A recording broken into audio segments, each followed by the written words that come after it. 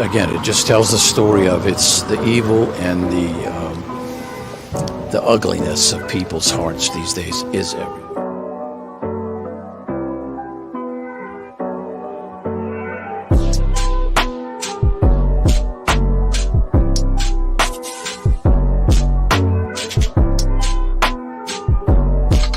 This is Franky Rose's Think Tank. Here's your host, Franky Rose. Good morning, everyone. Welcome back to the Think Tank.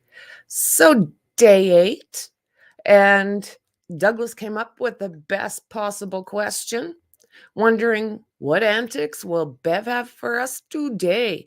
She's pretty much reliable when it comes to throwing us off track and messing with the defense, in my personal opinion. Today won't be any different. She'll still have some kind of shite show going on. So, one thing I do want to talk about before we get into today is yesterday at the end of the stream, we were told that Sebastian Roberts. Good Lord, I can't even. So we heard that Sebastian Rogers was found. Sadly, what we were told is that he was found in Mississippi in a pond. Well, as it turns out, that was the furthest thing from the truth. There was someone found in that pond, but there's no indication that it would be Sebastian. So what basically happened is another streamer put that out as clickbait, and really, really bad look, I tell you what.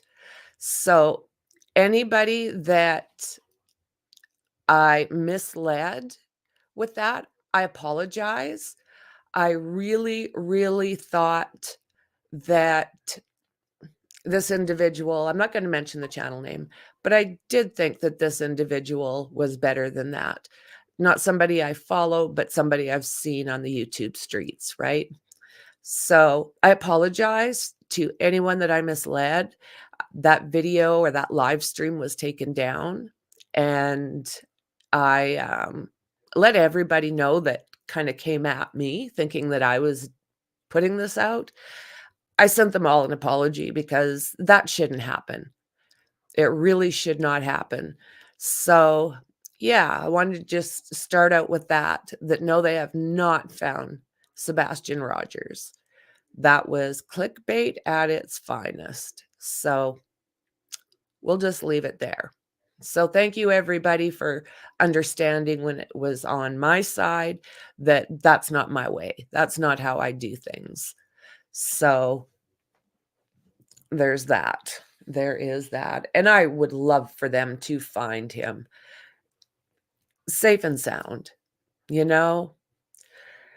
Okay, so with that said, day 8. Hey, Ruthie. Mel, good to see you. Sean. Chopper, Dingo. Thank you, you guys. Thanks for being here. I really appreciate every single one of you. Dingo is in the house.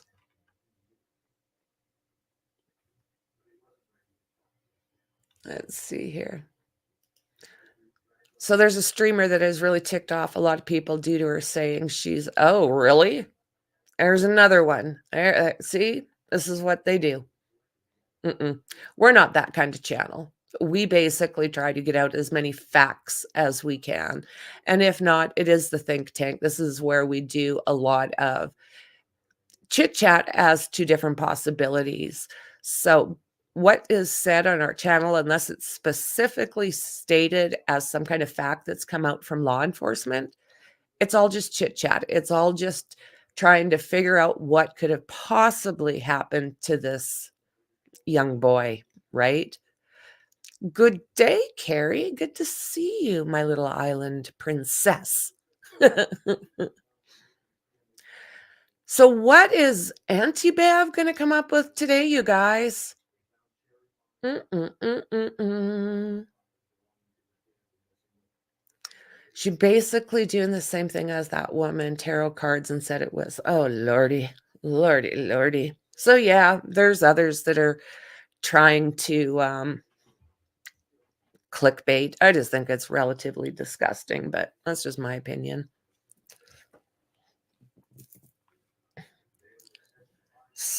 So let's see here. Auntie Bev, well, it's 7 on the nose. Are we going to start taking bets one of these days as to how late she's going to be? Wow.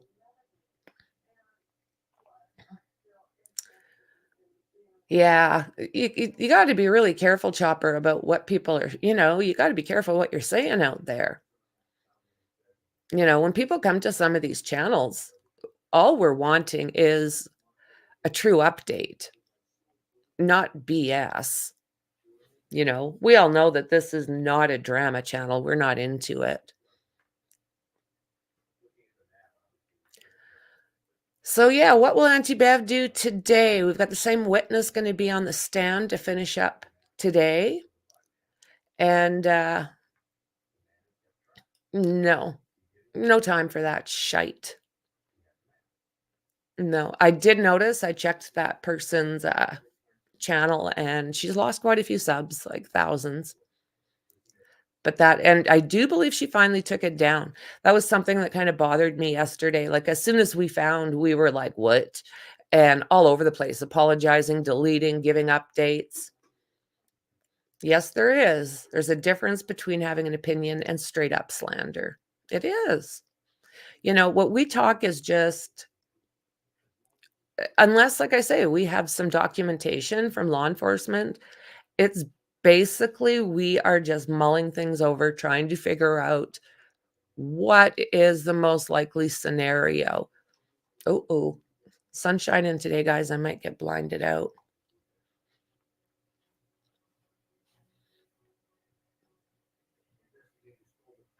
What did I miss? Oh, yesterday, a streamer put out that they had found Sebastian Rogers in a pond in Mississippi.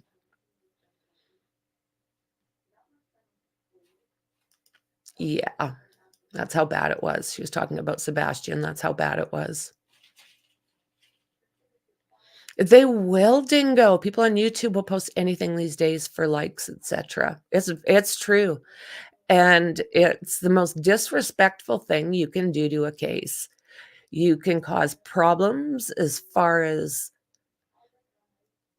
it basically touches every single aspect when people come out with shite and try to put it out as fact. And like I said, sorry, I was cleaning chinchilla cages and their fur is like so fine. Yeah, I just don't think that's the way to fly. I just don't think so. It's unfair to absolutely everybody and disrespectful. So, same with the tensions in Gaza. It's hula. Hello, hello, hello. How you doing, Tony? Welcome back, brat.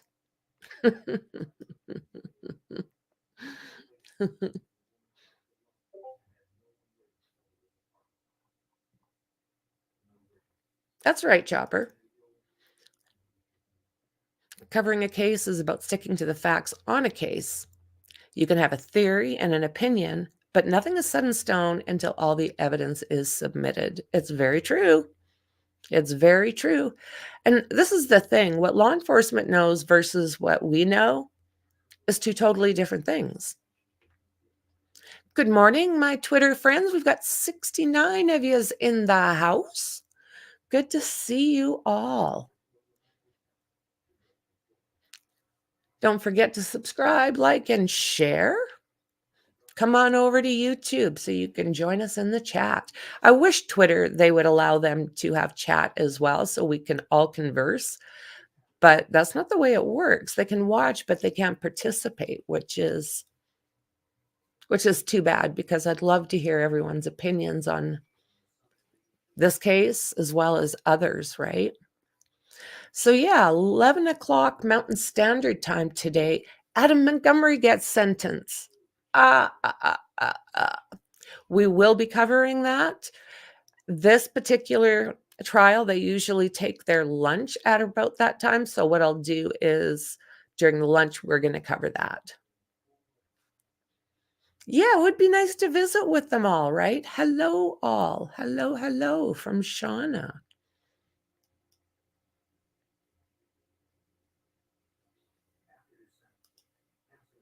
That's why most of the streamers can't call themselves journalists. Journalists report the story, not become the story like some of them. Oh, right?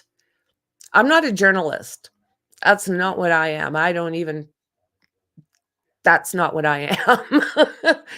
I am somebody with a channel that enjoys true crime, wants to find out what is going through people's noodles to make them do such horrific things, and maybe come up with some answers. Okay. I hear them motoring around in there, so as soon as they're up. All persons have any business before the Honorable Beverly Kenobi, Justice of the Norfolk Superior Court, in the County of Norfolk. Do I name, give your attendance, you shall be heard. By saying the Commonwealth of Massachusetts, this court is now open. You may be seated. 22-117, the Commonwealth versus Karen Reed. Can I have counsel identify themselves for the record? To the Commonwealth. Good morning, Your Honor. Good morning, Mr. Lally. Good morning, Your Honor. Laura McLaughlin for the Good Commonwealth. morning, Ms. McLaughlin. Good morning, Your Honor. Alan Jackson from the street. Good morning, Mr. Jackson. Good morning, Your Honor. Elizabeth Little, also on behalf of Mr. Good morning, Ms. Little. And good morning, Your Honor. David Yannetti for Karen Reed. Good morning, Mr. Yannetti. Good morning, Ms. Reed. Good morning, jurors. I've got 3 I have to questions. ask you those same 3 questions. Was everyone able to follow the instructions and refrain from discussing this case with anyone since we left yesterday? Yes. Everyone said yes or nodded affirmatively. Were you also able to follow the instructions and refrain from doing any independent research or investigation into this case? Yes. Everyone said yes or nodded affirmatively. Did anyone happen to see, hear, or read anything about this case, even inadvertently, since we met yesterday? Okay, so I am going to see counsel at sidebar for just a moment. Of course Everyone's- you are. Most people said no. I will see the juror who raised her hand in just a moment. What the hell? First sidebar, guys. Why the frick don't they do this beforehand? I know they have to have it on the record, but come on, please.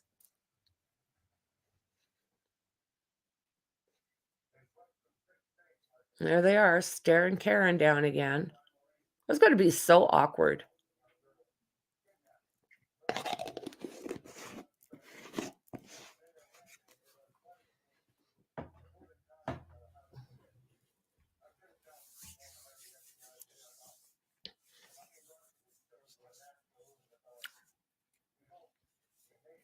What is Bev up to today? What a massive zero she is. Yeah, that's what it sounds like, girlfriend. A juror raised her hand.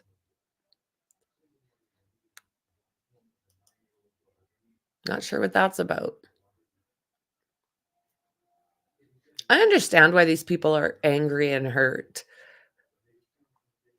Oh, I think so. She must feel very vulnerable when the lawyers go to sidebar. I would certainly think so. That one there in the white with the big pink lips, she stares her down on the regular. I don't know who the guy with the beard is. Once again, that is John O'Keefe's mom that we're looking at.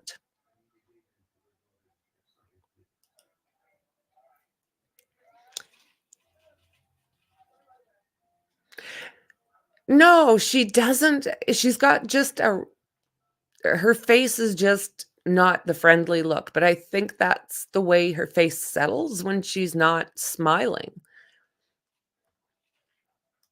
But she does look super cranky. I don't know, probably stressed right the hell out. And there's her dad. Could be the mom next to her, but I don't think so. She does. I know. Yeah, we need facts, not face. Numbers are fine, and we are set to begin. So, Mr. Lally, your next witness, please. Yes, Your Honor, the Commonwealth will call Mr. Christopher Albert to the stand. Okay. Oh, here we go. Miss Albert.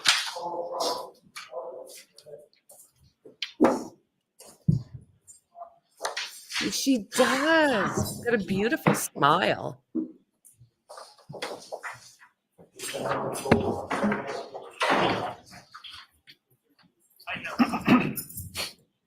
That would be good. Watch your step up. Ooh, ooh, I see fireworks coming. Promise to the evidence given to the court and jury in the case now and here to the truth, the whole truth, and nothing but the truth, so help me God. Yes, I am going to until light is gone.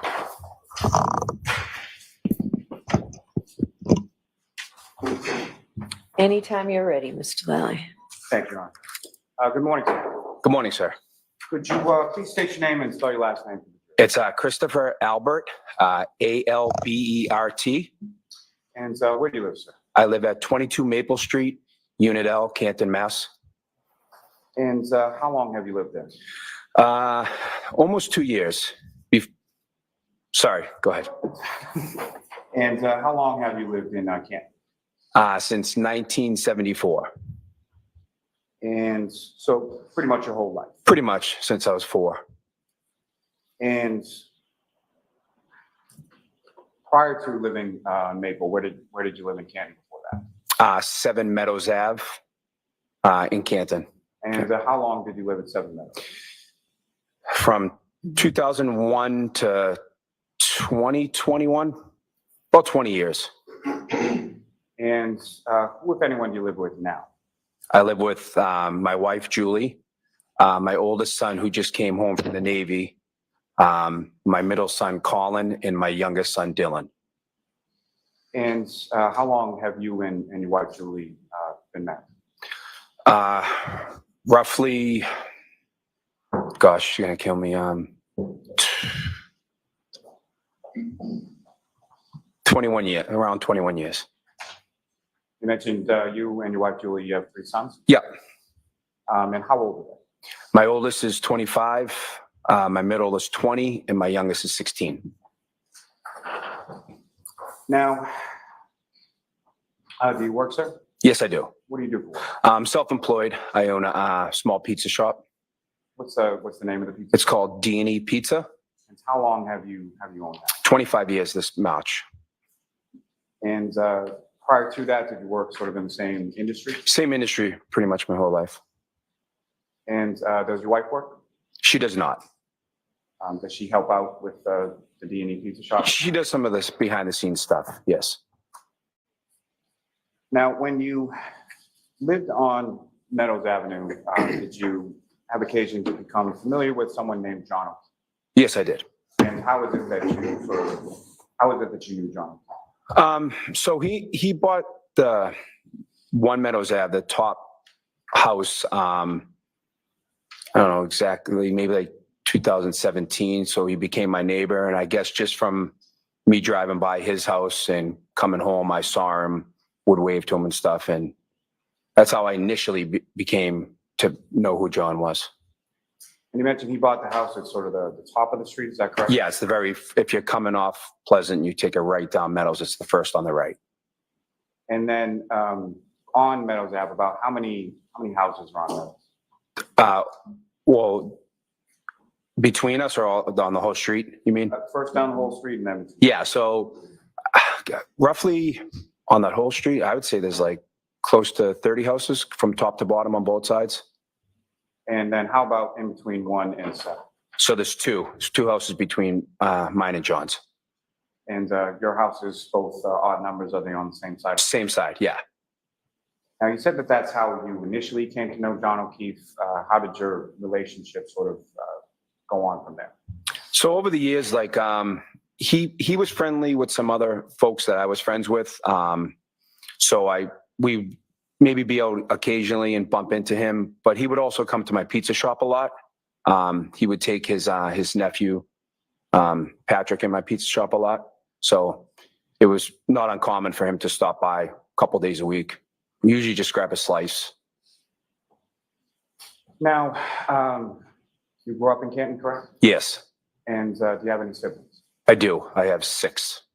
And what are the names of your 6 siblings? So my oldest is my older brother, Brian. I have a sister, Kathleen. I have she's older than me. And then I'm next in line. And then I have a brother, Kevin, then a brother, Keith, Brendan, and Timmy. 7 of us. Where is it that you sort of fit in that sort of? I'm the 3rd oldest. Now, your older brother, Brian, what does he do for work? He's a Boston police officer, or he was. He's recently retired. And your brother, Kevin, what does he do? He's a Canton police officer. And John O'Keefe, were you familiar with what he did for work? Yes. Yeah, I knew he was a Boston police officer as well. Now, sir, if I could turn your attention to January 28th, 2022. Do you recall that day? Yes, I do. And do you recall what day of the week that was? It's a Friday, I believe. And were you working at the D&E Pizza Shop on that day? I was. And at some point in time in the afternoon, who, if anyone of note, sort of came into D&E? John came in that day with his nephew, Patrick. And you recall what did they get that day? I think they just got 2 slices of pizza, if I recall correctly. And what, if any, conversation did you have with Mr. O'Keefe as far as plans for later in the year? So he asked me if I had any plans that night, and I said, unfortunately, it's Friday, and I'm working pretty much till close. And I said, but it's my nephew's birthday, and I know a bunch of people are heading out, and I was planning on meeting up with them later when I got out of work. So I think I said to him, I said to him, I'll shoot you a text later if you're around. Maybe we can hook up. So in that sense, sort of, how would you describe your relationship with Mr. O'Keefe? Oh, it was a good relationship. Yeah. Would you consider yourself friends? Yeah, absolutely. Now, pushing forward on January 28th, about what time was it, if you know, that you sort of closed up shop that? So the shop stays open until 10. I know that I left sometime a little bit before 10. I had my wife drop me off some clothes it was like a ritual. She would, because those nights are tough for me to get out early and go home. So she dropped me off some clothes, and I remember just changing quick, washing up a little bit, and then leaving. So I think I left before the store actually closed a few minutes. Now, during the time or prior to you leaving the pizza shop, what, if any, conversation via text did you have with Mr. O'Keefe? He asked where I was. I said I was still working. And he said something like, why don't you talk to the boss, see if you can get out of there? And I just said, I'm married to this place. It's tough. I'll text you when I leave. And then I shot him a text, I think, when I got down to Waterfall, and I said, where are you? And go ahead. Sorry. And where did he say that you were? He was at CF McCarthy's. Are you familiar with both of those establishments as far as CF McCarthy's and Waterfall? Yes, I am. And with regard to your pizza shop, where is CF McCarthy's in relation to that, and where is Waterfall? So if I was sitting at my front door looking out, CF McCarthy's would be to my right, and Waterfall would be down the street, diagonal, maybe like 200 yards on the opposite side of the street. So both sort of walking distance from where you work? Yeah. Now, your home on Maple, where is that in relation to those businesses on Washington Street, including your own? So Maple Street is like, probably from my pizza shop is maybe like a 5-minute walk.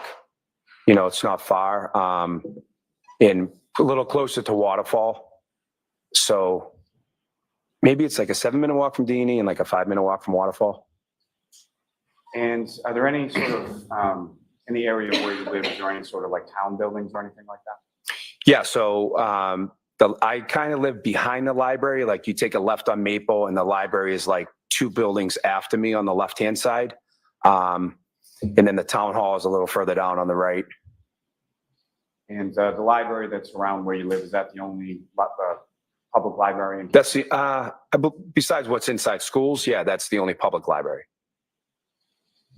And so, again, I'm sorry, but what time is it that you leave D&E to go to waterfall? Just before 10, maybe like 9:50-ish.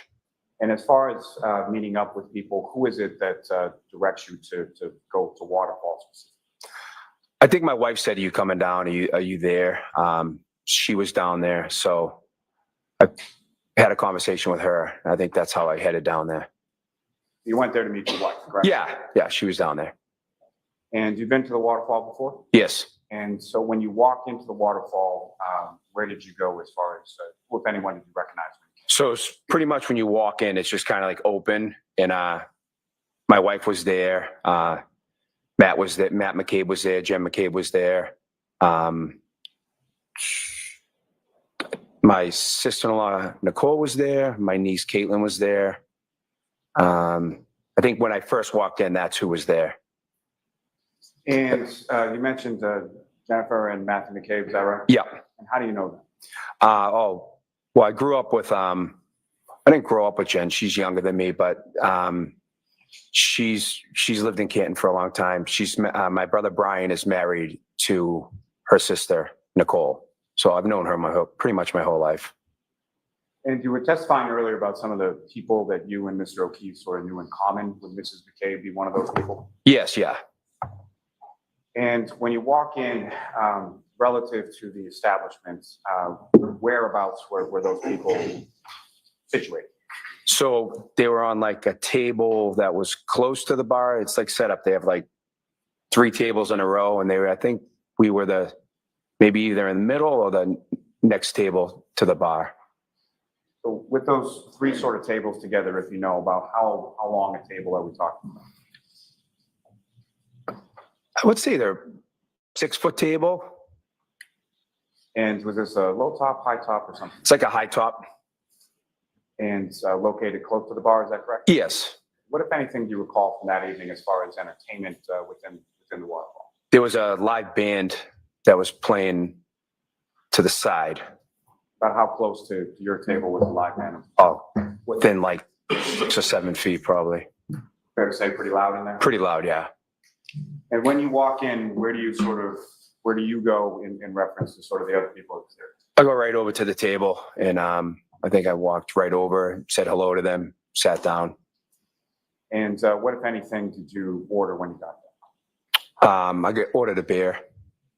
And did you eat while you were there as well? I did, yeah. I was starving. I didn't eat all day, so I ordered some food, appetizers. And throughout the course of the evening, what is it? You're at a bar, so you're drinking, correct? Sure. And what were you drinking? Miller Lite. Is that sort of normally what you would drink when you go out? Yeah. Now, you mentioned that initially when you get there, it's yourself, your brother Brian, his wife, the McCabe's, and your niece Caitlin. Is that correct? No, my brother Brian wasn't there yet.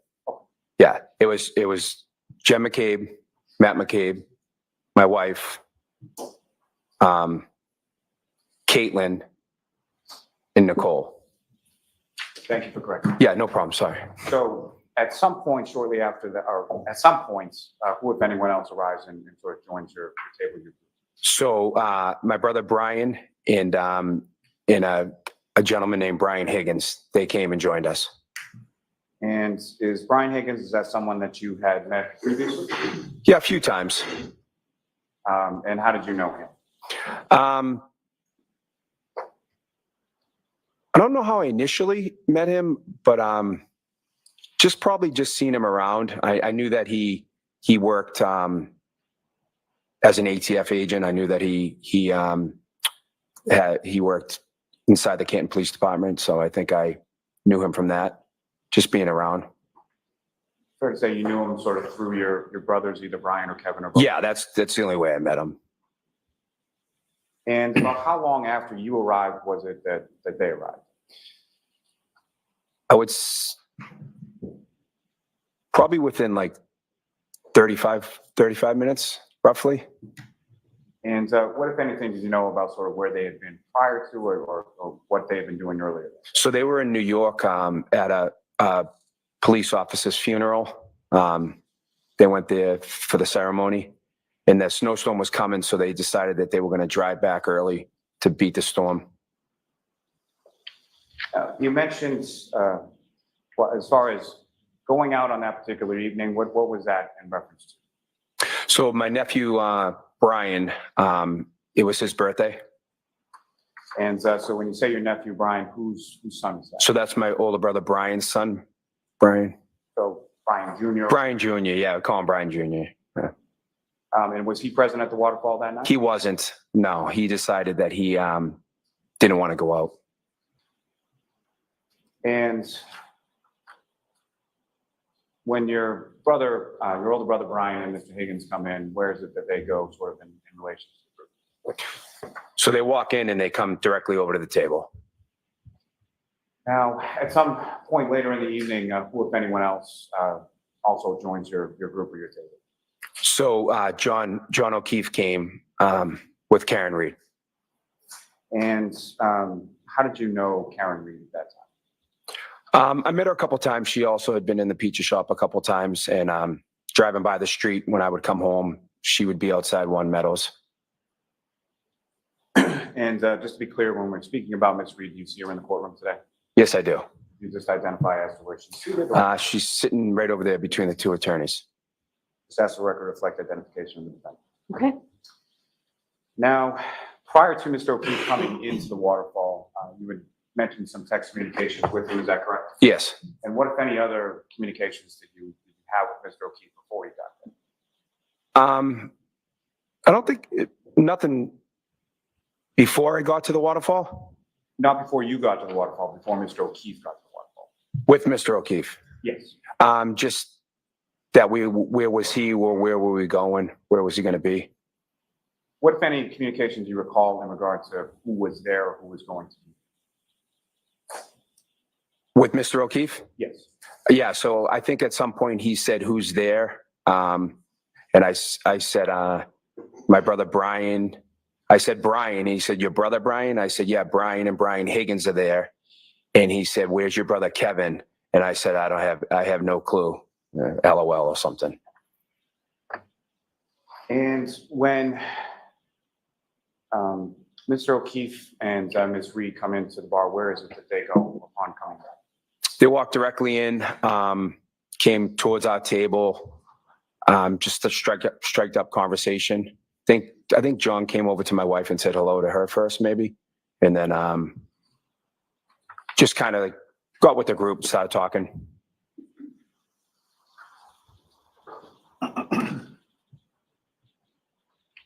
Now, fair to say Mr. O'Keefe knew your wife, Julie, as well? Yes.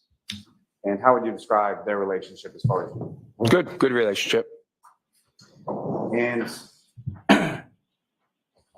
when Mr. O'Keefe and the defendant come over to the area where you and your wife is, what, if anything, did you observe the defendant?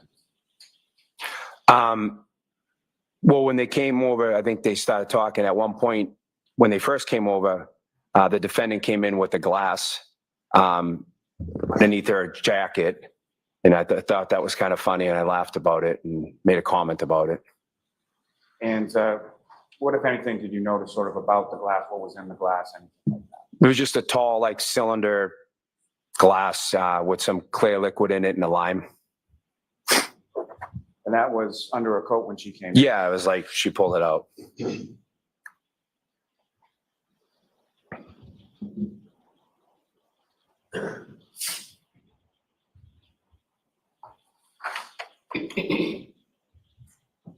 If you know about what time was it that Mr. O'Keefe and Ms. Reed came in? So I got there close to 10, I would say 10:45-ish, to the best of my recollection. And following sort of the blows and all that kind of stuff, as far as after they first came in, where did they go from there?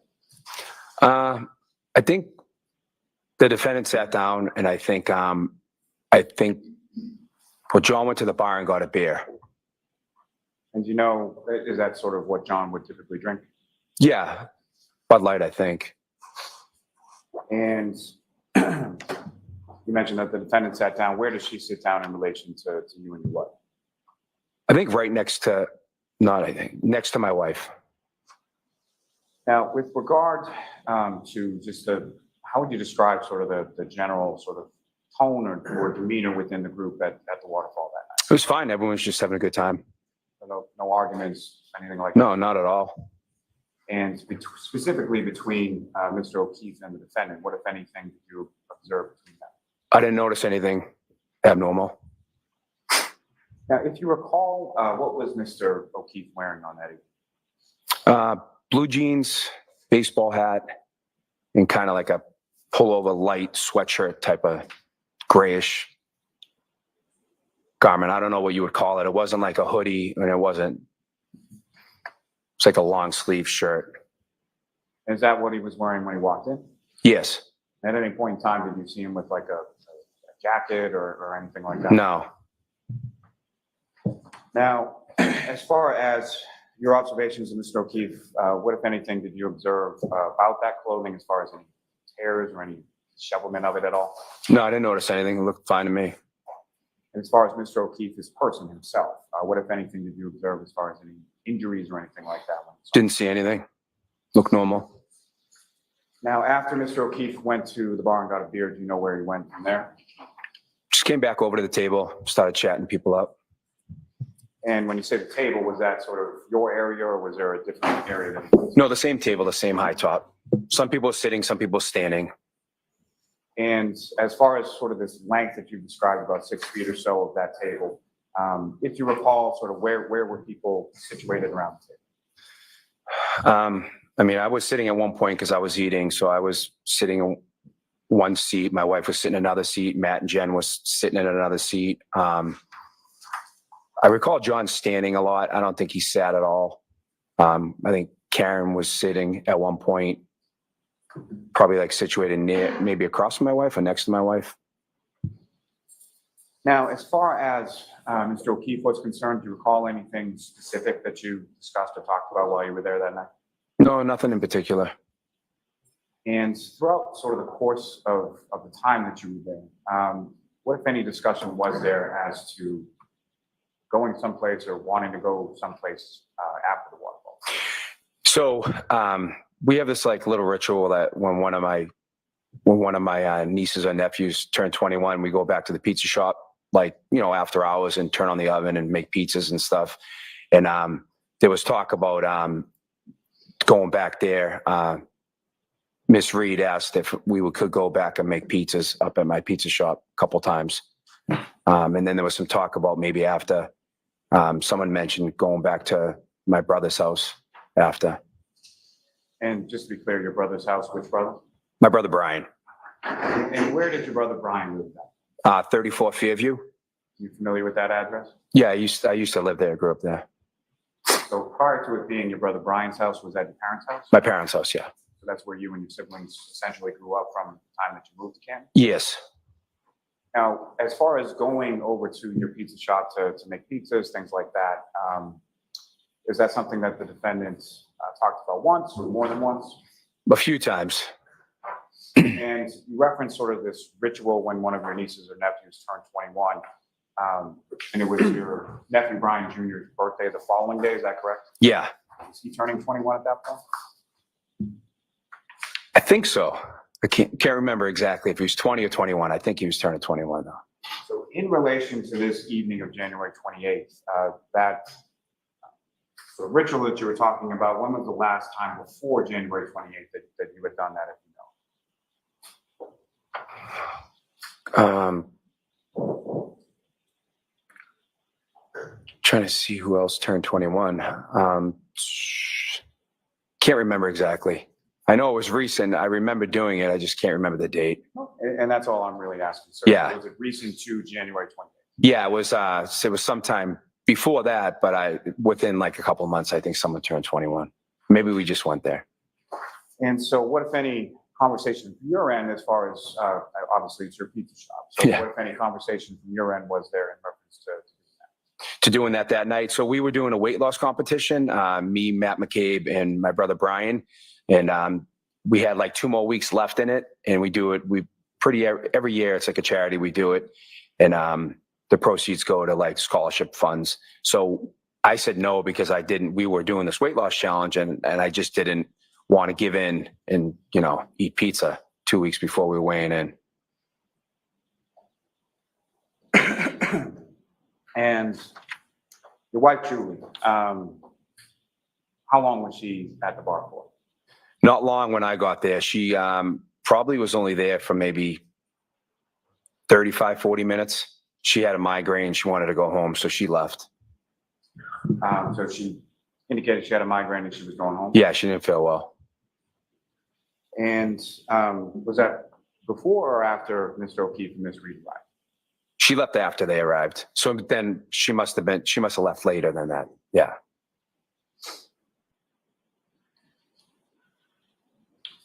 Now, later on in the evening, what, if anything, did you buy for the group? So at one point towards the end of the night, I bought a round of fireball shots for the group. And who partook in that? If you know? I don't remember exactly. Probably half of the people there took them. I don't remember everyone. I wasn't paying attention. And when you say sort of towards the end of the night, when was it that things sort of wrapped up? I think they called last call at right before 12. Pretty much right before 12, it all started wrapping up. And as far as the group that you were with at the high top table, who, if anyone, from that group left first? So my wife left first. Obviously, she didn't feel well. She left earlier. Then Brian and Brian left. My sister-in-law left. Matt and Jen left. I left probably second to last. I probably left last with John and Karen, or right around the time that John and Karen left. And do you recall, as far as you're leaving around the same time, do you recall walking out together or seeing them outside, or where is it that you recall sort of leaving at the same time? My best recollection is I walked out roughly the same time, and I walked out the building, and I come up Washington to the right, and they were either shortly after or shortly before me, and they walk up to the left. And when you say walk up Washington, did you walk home that night? Yeah, I walked home. And when you came out of the bar, what, if anything, did you notice sort of about the weather or what was going on with that? It just started snowing. It was cold out, and it just started snowing. The ground had like a light coat. Could you still sort of see the street? Or Oh, yeah, you could still see it. And you mentioned you walked out towards Washington, and Mr. O'Keefe and Ms. Reed did as well? Yes. And which direction? Did you go in the same direction, different direction? So when you come out the building, you have to go to the left in order to get onto Washington. So I come out to the left and then go to the right onto Washington, and they would go to the left onto Washington. They were sort of walking Opposite directions. on Washington. Yes.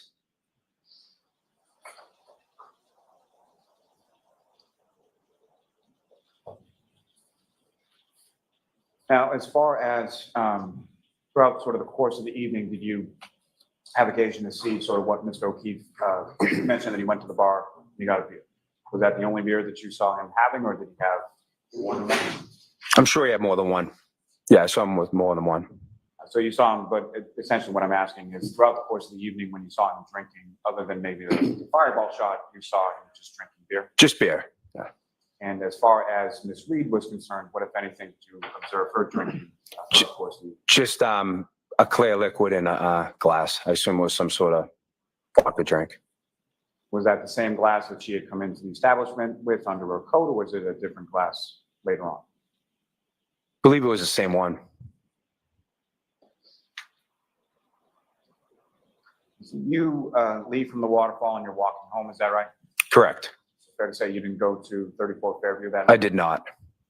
And about what time was it that you got home? Sometime between, I'd say 5 past and 10 past 12, somewhere in that window.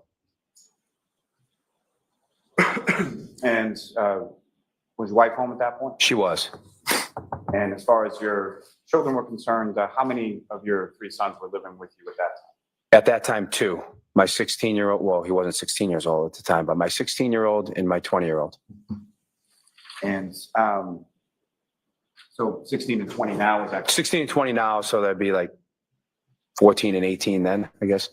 And so your oldest son, He was in the Navy, San Diego in the Navy. and if you know, or did you check or anything as far as your kids when you got home, were they there, if you know? No, I ran right upstairs. I was freezing. I went right into my room. Essentially, you went to bed, is that correct? Correct.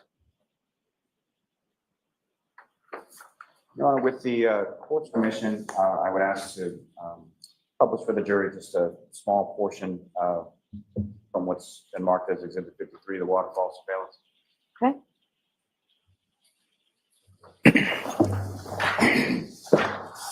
Ms. Gilman, if I could have from Channel 3, the second video now.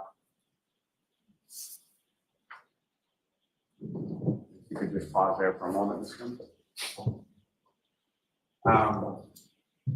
Mr. Albert, looking up at the screen, do you recognize generally what's depicted up on that screen? Yeah, so those are the tables that I was speaking of that are like, there's like 2 or 3 in a row. Yep. I'm sorry, may I approach, Your Honor? Yes. I don't have any. My apologies. Thank you very much. So, sir, what I'm handing to you is a laser pointer. Basically, just click that button and point it up. Okay. Mr. Albert, using that laser pointer that I just handed to you, if you could direct the jury's attention to about where the high top is and then about where you were seated at that high top. So here's the high top. And I can't really see myself, to be honest with you, this far away. But somewhere, I think I ate on this side here. And as far as the bar is concerned, where would that be? Back here. Wait. So this is from walking into the waterfall. Okay, so the bar is after. So that's the high top next to the bar. The bar's back there. And as far as the band that you were talking about that was playing, if you could direct the jury's attention to where that was. On this side over here. It's kind of fuzzy, but that's it. And Ms. Gilman, if I could ask you to fast forward to 1054.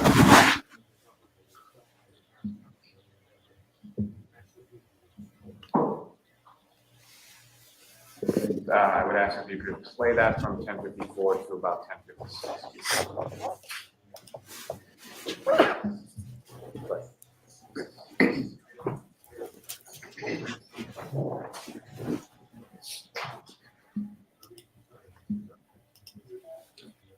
I'm sorry, if you could just pause briefly, Ms. Gilman.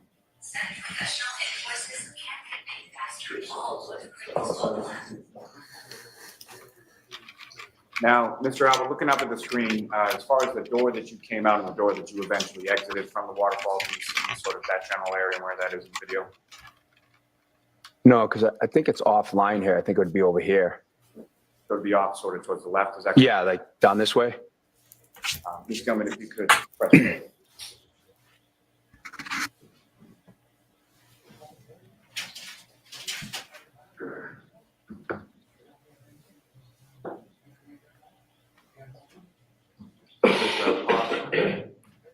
As far as 2 individuals sort of walking in, do you recognize who those individuals are? I do. That's John O'Keefe and Miss Reed. And again, Ms. Gilman, if you could just run it through 1056.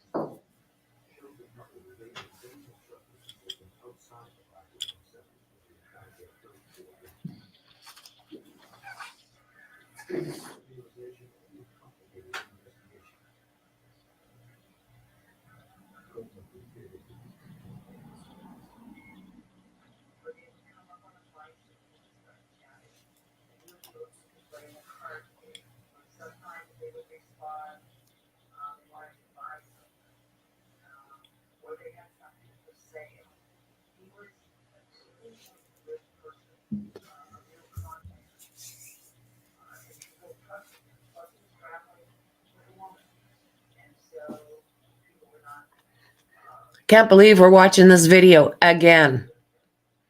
I don't even know what the purpose for it is, to be honest.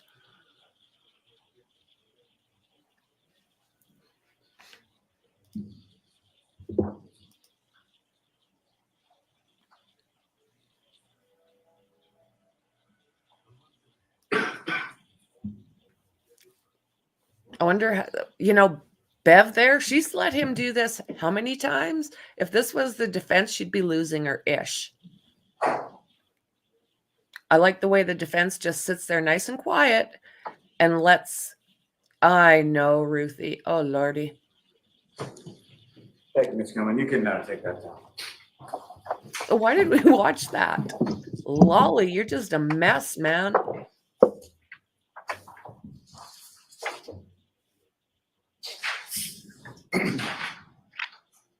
Nope. Now, Mr. Albert, as far as your son, Colin, do you know sort of where he was that night? Yes, so he was at my brother Brian's house for my nephew's birthday. And he came home sometime after you, is that correct? Correct. And essentially you came in, went to bed, so do you know what time your son came home that night? I know that. Do you know, just answer yes or no, whether you know. Yes, And how do you know that? because he opened the bedroom door and said, "Good night, guys. I love you. I'm home." And about how long after you got home was it that your son came home? I'd say within 10 minutes. And as far as sort of coming into your room, is that something that was required of your kids when they came home? He would always do that. Yeah, that was something just to let us know that they were home. Now, turning your attention to the next day on the 29th, about, obviously at some point you woke up, do you recall about what time that was?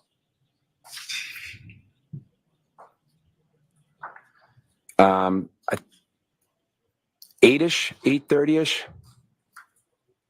So sometime between 8 and 8:30? Yeah. I was still in bed. I woke up, but I didn't leave my room. And what was it that, or who was it that woke you up that time? At that time, I just woke up on my own. And when you woke up, what happened after you woke up? Shortly after I woke up, my wife entered the room, but that was a little bit later. I don't know exactly what time. And she informed me that something had happened to John. And what was it that you told? I don't know the exact words that she said, but basically that John had died. And what, if anything, did she indicate to you as to where John had died? That he was found somewhere on the front lawn of 34 Fairview. And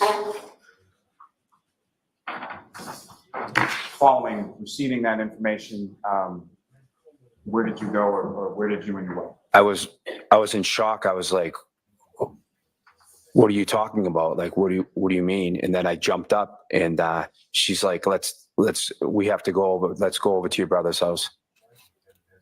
And about what time was it, if you know, that you got over to your brother's house? What a crock of shit. Sometime approximately like after 9 o'clock. I don't remember exactly what time we went over there, maybe 9 or 9:30. And when you arrived at your brother's house, who, if anyone, was there? To the best of my recollection, from what I remember, I was there. My wife was there. My brother Brian, Nicole, Brian Higgins was there. I believe Matt McCabe was there, and Jen McCabe was there. When you came into the home, sort of where were they in relation? Just sitting at the kitchen table. And if you know, about how long did you stay at your brother's house when you came over? Maybe an hour. And where did you go from there? Afterwards, just home. Now, as far as subsequent to this, at some point within the days that followed, did you have occasion to speak with some troopers or members of the state police? Yes, I did. And how many troopers from the state police did you talk to when you spoke? 2. And where was that? At my condo.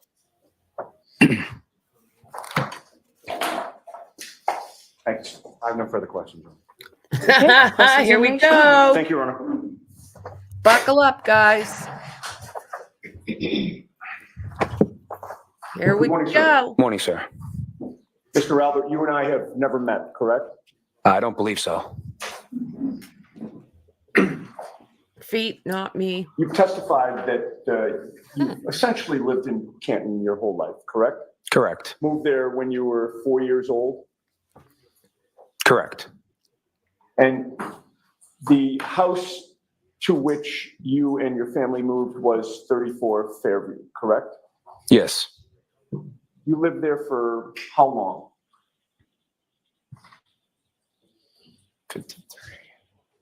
33 years? And you currently own D&E Pizza in Canton? Correct. I believe you testified that you've owned it for approximately 25 years? Correct. Clearly, you have a lot of ties to the city of Canton. Would you agree? Sure. You live there? Here we go. Sure. Yes. You work there? Yes. You have family there? Yep. You raised your kids there? Yep. And you also are a town selectman in the city of Canton? Or Recently elected. the town of Canton, I should say. It's a town. Correct. And not only that, but your brother, Kevin Albert, is a police officer in Canton?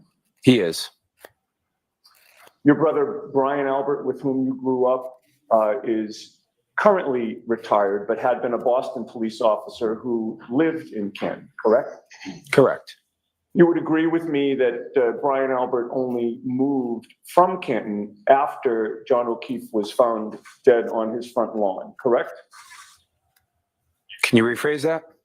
I'll phrase it the exact same way and ask for a yes or no if you can do that. You would agree with me that your brother Brian Albert only moved from Canton after John O'Keefe was found dead on his front lawn? Objection. Can you answer that? Can you answer that?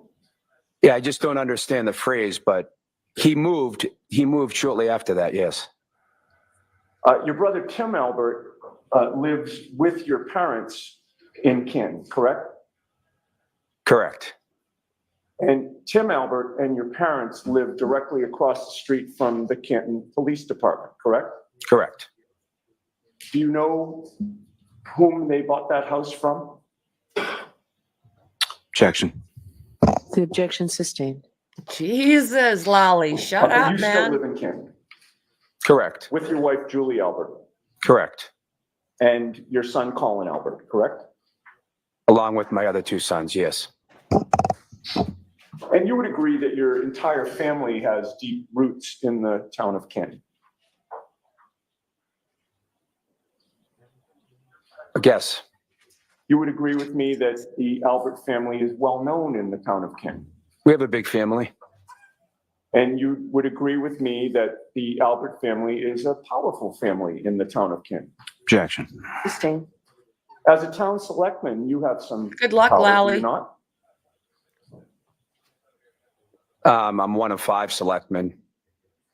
And Yeah, as it a starts. police detective, Kevin Albert has some power, does he not? Objection. Sustained. And you also Lolly. have close friends on the Canton Police Department, do you not? Objection. I'll allow I have some. Now, you know that Massachusetts State Police Trooper Michael Proctor is the lead investigator on this case, correct? I know that.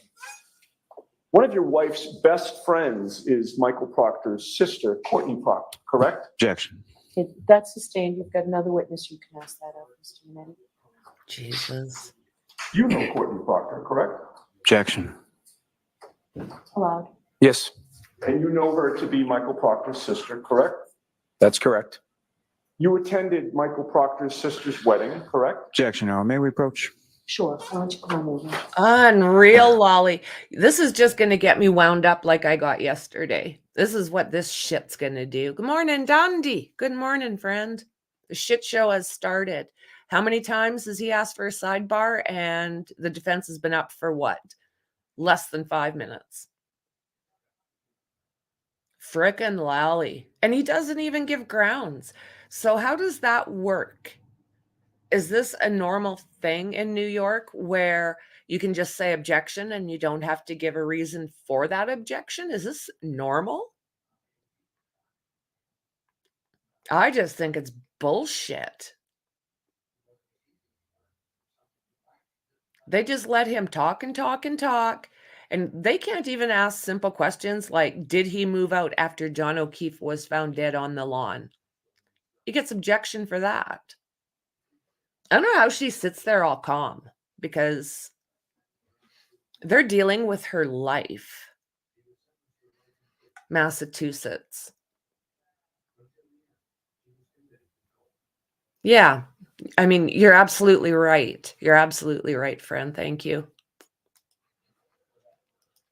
You've never seen it? Neither have I. I don't know why I was thinking New York. Good morning to you.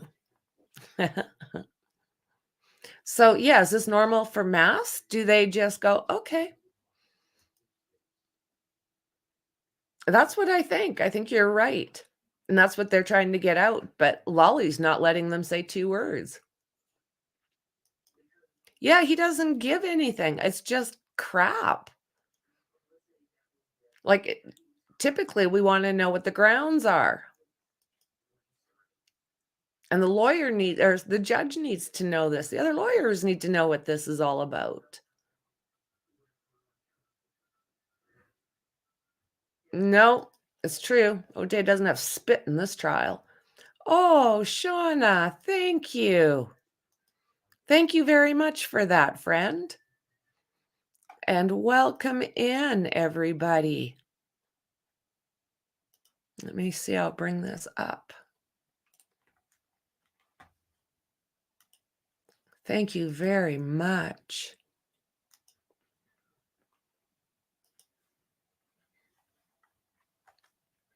So, Maddie, Kenzie, Lars, Anna Marie, Gigi, and Christy B. Thank you so much for joining the think tank. It's good to have you all. Yeah, right? Wow. That is so kind to you.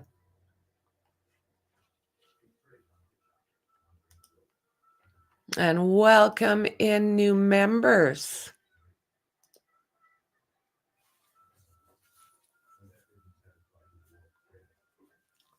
So kind. Welcome aboard. Very nice of you, Shauna. I don't care what the others say about you. Tony, you are such a brat. Yeah, welcome aboard. Come on in to chat and discuss this with us because this is one hell of a shite show, guys. I can see my temper flaring up again today, like it happened yesterday. That was harsh.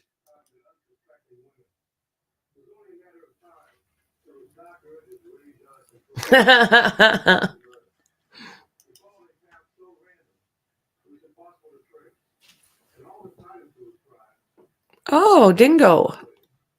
I don't know. Can you go out and then come back in? Maybe there's some kind of glitch. Because you should be able to, Dingo.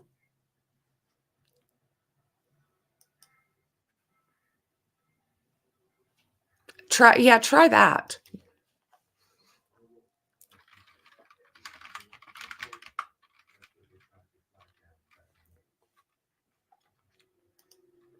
And then just let me know how that works, Dingo. Oh, yeah. Fasten up your seatbelts. Dingo, if you can hear me okay, just let me know that it worked. No, good. So you see nobody in chat? Can you go out and then come back in?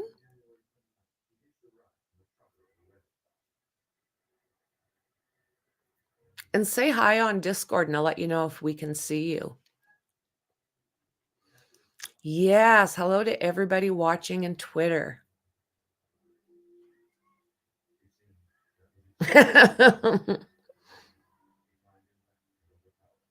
I can hear you, but I can only see. But I can't. Yeah, try going out, Dingo, and then back in. I think maybe just try that. It happens every once in a while. I've noticed other people having to do that off and on.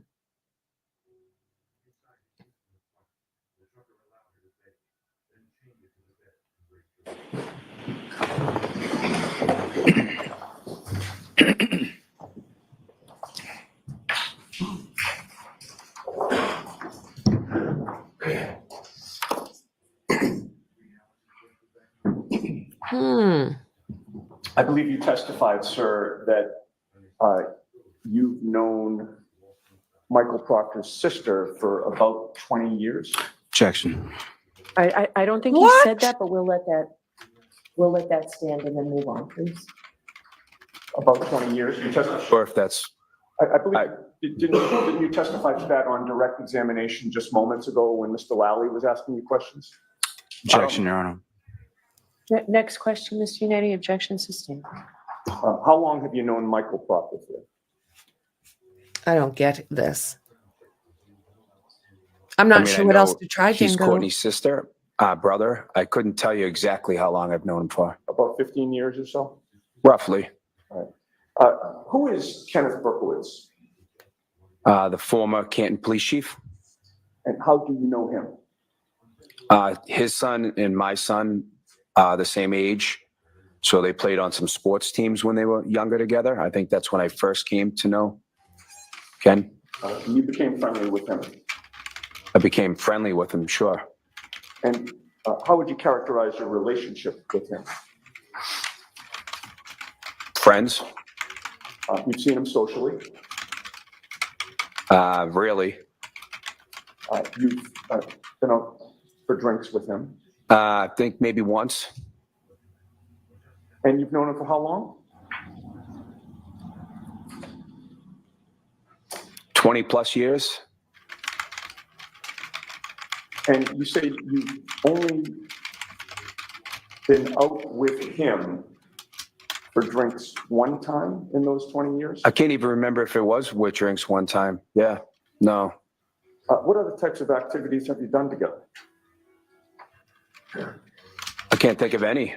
I think he came to an event that I held one time. That's about it. Have you been out with him in a group setting? That event that I just mentioned, yeah. And what event was that? It was my campaign event when I was running for select board. He was one of your supporters. He came by. Did he donate money to your campaign? I think he did.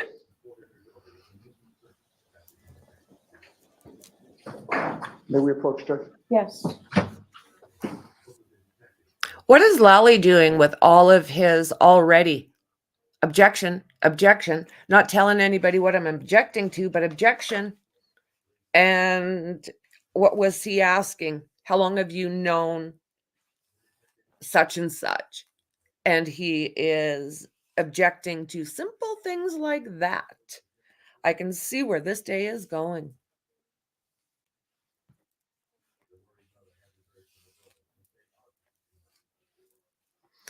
Yeah, that's pretty much what we have in there, Dingo, is members at this point.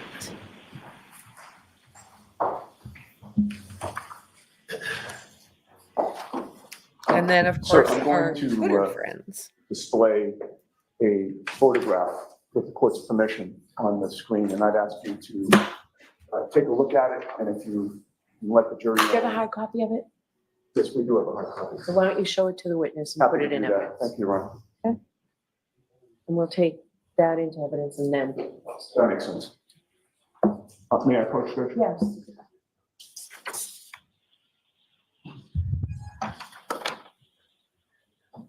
Okay, sir, I've handed you a photograph. Do you recognize what that depicts? Yes. What does it depict? Me and Kenny Berkowitz. And is that a fair and accurate representation of you and Kenny Berkowitz? You mean is the picture us? Yes. Yes. I would offer that one. Okay. Oh, wait. 55.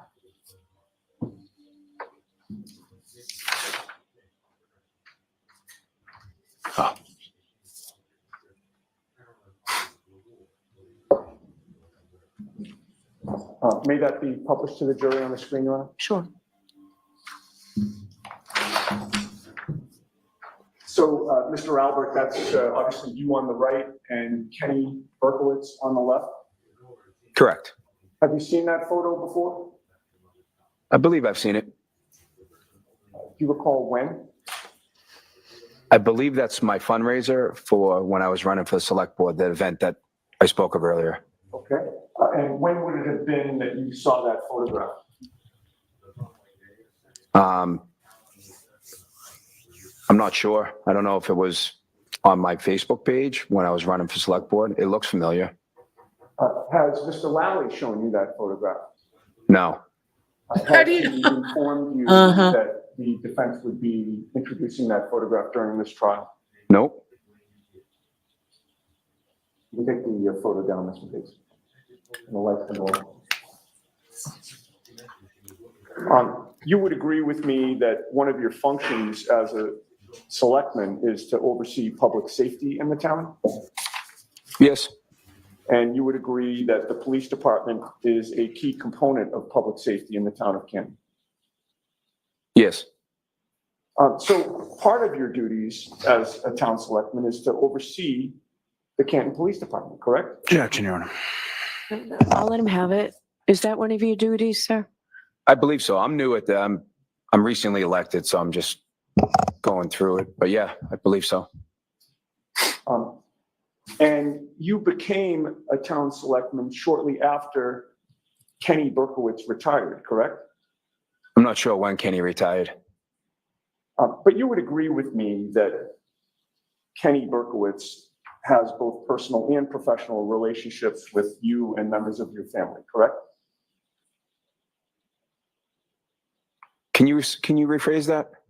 You would agree with me that the former Canton Police Chief, Kenny Berkowitz, has both personal and professional relationships with you and members of your family? Objection, Your Honor. It's the same question. Go ahead and answer that question. I'm not sure. I agree with that question.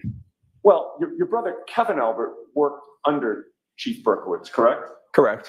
Would you consider that to be a professional relationship? With them too, yes. And your brother Brian Albert attended Chief Berkowitz's retirement party, did he not? I have no idea. But your brother Brian is also a friend of Kenny Berkowitz, is he not? He may be, not sure. And as far as your, ties to the Canton Police, you would agree with me that Lieutenant Michael Blank is a member of the Canton Police Department, correct? He is. And you've been friends with him for years, correct? I've known him for a long time. You've been childhood friends with him since the age of 12, correct? Somewhere around there, maybe earlier. And you're tight with him. I don't know if I call it tight. He's not an enemy of yours, is he? Oh, God, no. No, he's a friend of yours, correct? Sure. And does sure mean yes? Yes. Now, your older brother, Brian, you've already testified, was a Boston police officer for years, correct? Correct. And he achieved some notoriety on a television show, did he not? Objection. Okay. He was in the fugitive unit? Correct. And you know that your brother Brian was also a trained boxer, correct? Objection. Sustained. Brian is a lot bigger guy than you are, correct? Objection. Sustained. Why? Your brother Brian You Albert guys, is my someone God. who is close to his family, correct? Yes. And when I say his family, I'm talking about not just his wife and children, but also his extended family, correct? Yes. You were part of his family, obviously, correct? Yes. And your son Colin is part of his family, correct? Yes. The Albert family is close, correct? Yes.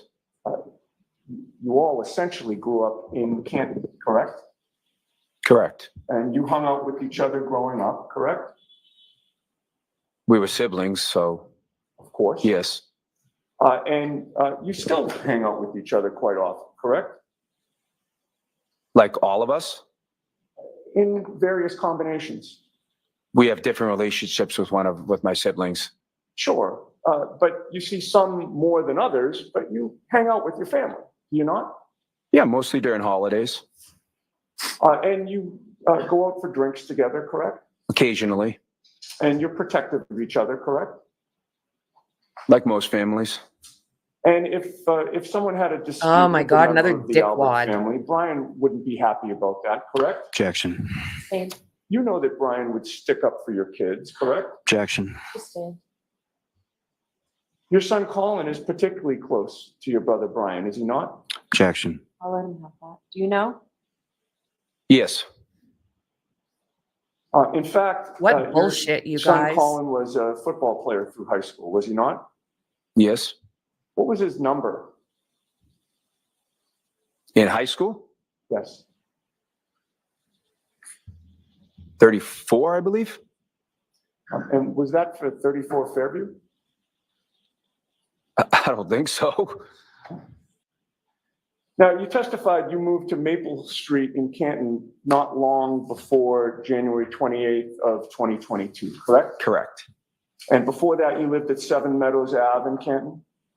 Correct. And that was when John O'Keefe was your neighbor, correct? Correct. I believe you testified he was a couple of houses away from you? Yes.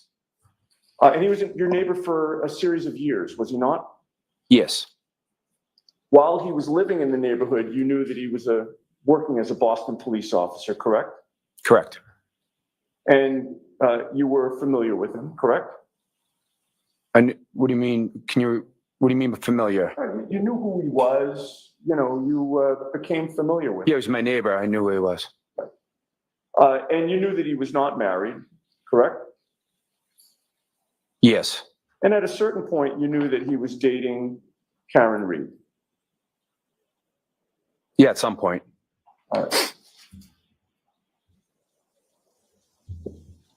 Now, you would agree with me that your family has a police background, sir, correct? I wouldn't agree with that statement. 2 of your brothers are or were police officers, correct? Out of 7 of us, yes. And you knew friends of your brothers who were also police officers or in law enforcement, correct? Correct.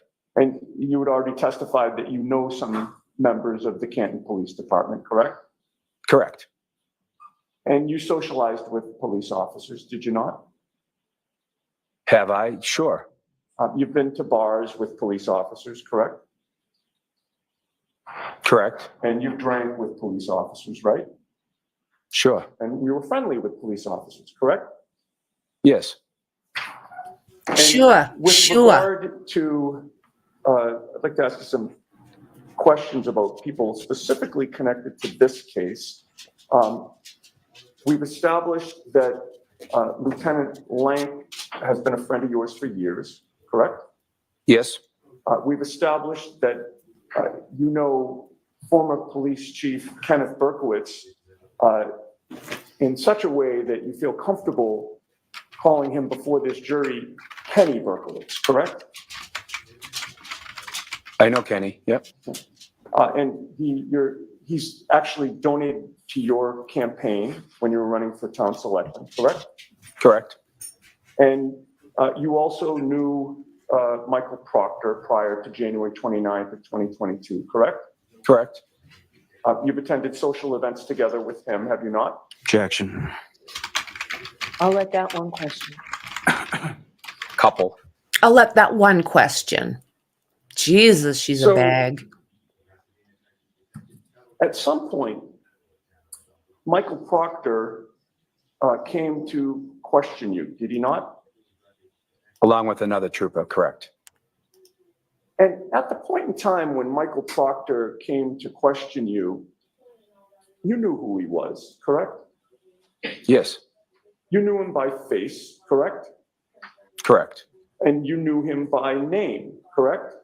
correct. There was no need for Michael Proctor to formally introduce himself to you, was there? Objection. Sustained. Sustained, sustained. What did I'll he let say Lolly talk all when day he long. first walked in the door in terms of introductions? Objection. Sustained. Jesus. May we be seen as side by side? Sure. What the hell is wrong with this court? You guys. Like every single question. It is so frustrating.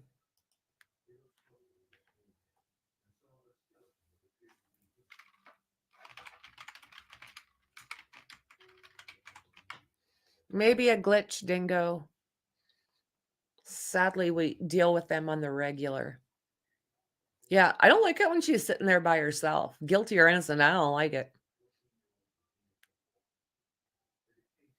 Unreal. I'm still dealing with this is why I've been off camera for so long. Okay, good to hear, my friend. You're back.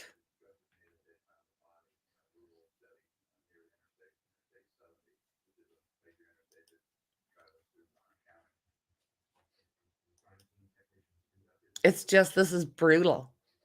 Lolly goes on and on and on for 2 days about nothing. Absolutely nothing. And the defense gets a witness that they know has a lot to do with this case, and Lolly shuts everything down.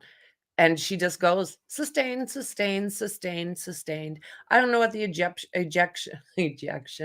I don't know what the objection is, but sustained. Yeah, you're right. We'll sustain that one too. Oh, maybe I'll let him have that one. It's just frustrating.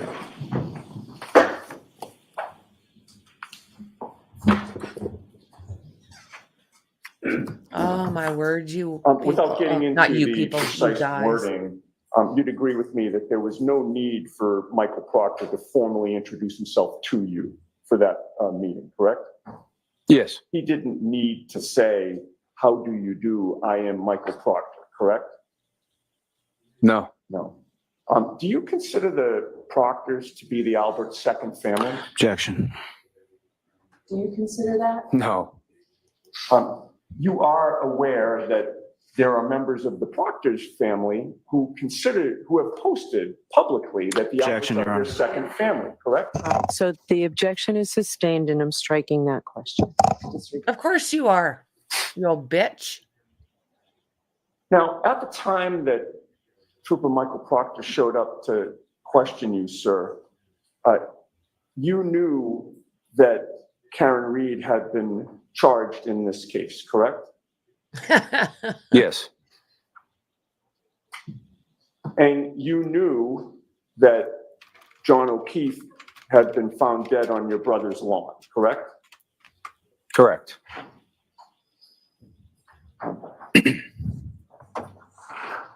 Did it occur to you that it was odd that the state police sent somebody from the Proctor family to interview you Objection, Your Honor. on February 10th of 2022? Sustained. Jesus. All right. Now, you've testified that on January 28th of 2022, that day, that Friday that you were working, John O'Keefe stopped into D&E Pizza, your shop, correct? Correct. And there was discussion about whether you would be going out that night, and if so, where you would be, correct? Correct. Now, you've previously, on direct examination, characterized your relationship with him as being friends, correct? Correct. It's fair to say, however, that prior to January 28th of 2022, You had never exchanged personal information with John O'Keefe, correct? You mean, I'm sorry, you mean like phone numbers or what? A cell number prior to that day? No, I didn't. And at that point in time, he had lived in your neighborhood for 4 to 5 years, correct? Correct. So I Welcome believe you in, Cream testified Puff. that night after working, you went out around 10 minutes of 10 p.m.? Roughly. Before going out, did you have anything alcoholic to drink? Think I may have had a beer at my pizza shop. I don't remember exactly. So you have a refrigerator there that you can keep drinks cold, correct? Among other things. And you do have beers in that fridge for Sometimes. personal use? Sometimes. Do you know how many beers that you would have had before going out? No. And would you have drank that beer as you were cleaning up at the end of the night? Probably. Did you have anything to eat at the pizza shop? No. When did you last eat before you went out at 9:50 or so? When did I last eat? Yes. It's a long time ago. I'm not sure. And you knew that your wife Julie was starting the night at CF McCarthy's, correct? Yes. And you couldn't meet her there because you were still working, right? Correct. But at some point you heard that Julie and others were headed to the waterfall, correct? Yes. And that was where you planned to go after you closed up D&E Pizza. Correct. With regard to the time that you left, 9:50 or so is your best estimate of when you're closing the doors and walking over to the waterfall? Yes. And the waterfall is a short walk to D&E Pizza, Yes. maybe about 3 minutes? About that. And your plan was to walk there that night, correct? Correct. You had not taken a car to D&E Pizza anyway, right? I don't believe so. So what time did you get to the waterfall? Shortly before 10. I don't know exactly. All right. And yeah, I believe you've testified that John O'Keefe and Karen Reed were not there when you arrived, right? Correct. And the food that you ordered, do you remember what appetizers you would have gotten? Probably like potato skins and some sort of chicken tenders. I would guess. It's 2 years ago, so I don't remember exactly. But Did you remember order a drink everything along else, with the dickwad. appetizers? I believe so. All right, and that would have been the Miller Lite that you talked about? Correct. Then not long after you got there, Brian Albert and Brian Higgins showed up, correct? Correct. And you had met Brian Higgins prior to that night. Yes.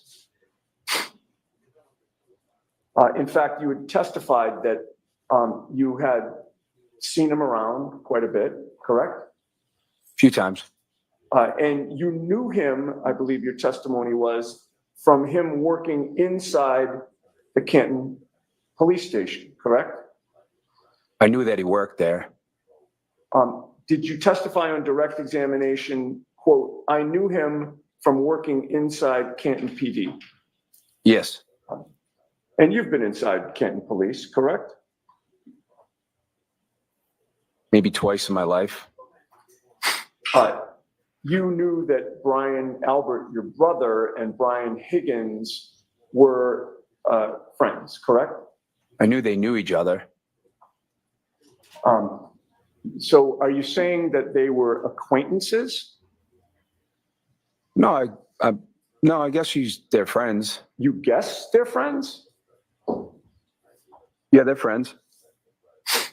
Was there something confusing like about pulling my question teeth. the first time I asked it? Objection, Your Honor.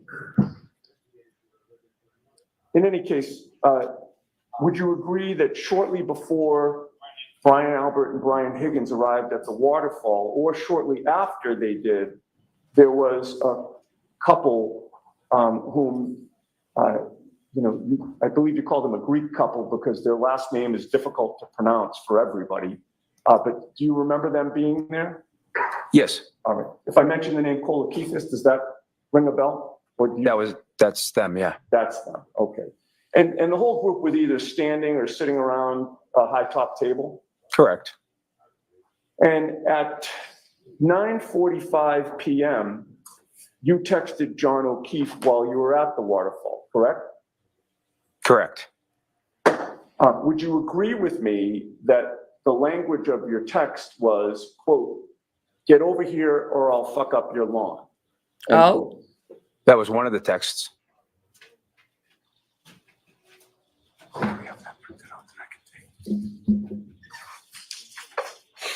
Let me just have a moment. Yeah, Lolly interrupted pretty much all the way through, starting with the first question. What are they trying to hide? Because it does seem like they're trying to hide something. Do we have, just say, It's too much. okay. I'm sorry, I don't think I asked to approach. Go, that's fine. Thank you. I've placed a document before you, sir. Take a look at that and tell the jury whether or not you recognize it. Yeah, I recognize it. What is it? It's a text message, 2 text messages. Okay. And who are the participants in that text message exchange? Me and John. And what is it that you said and at what time? So the first one, Okay. Oh my God. Don't let him read that. No, no, no, Lolly. You are such a little puke.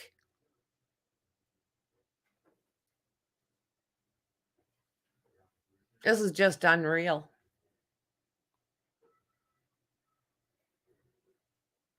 Lolly went on and on and on, spent 2 days on nothing.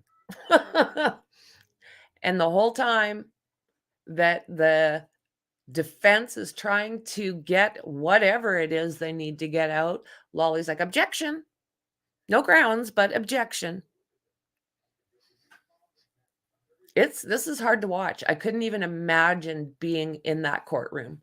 I'd be so pissed off at this system. What John O'Keefe needs is justice.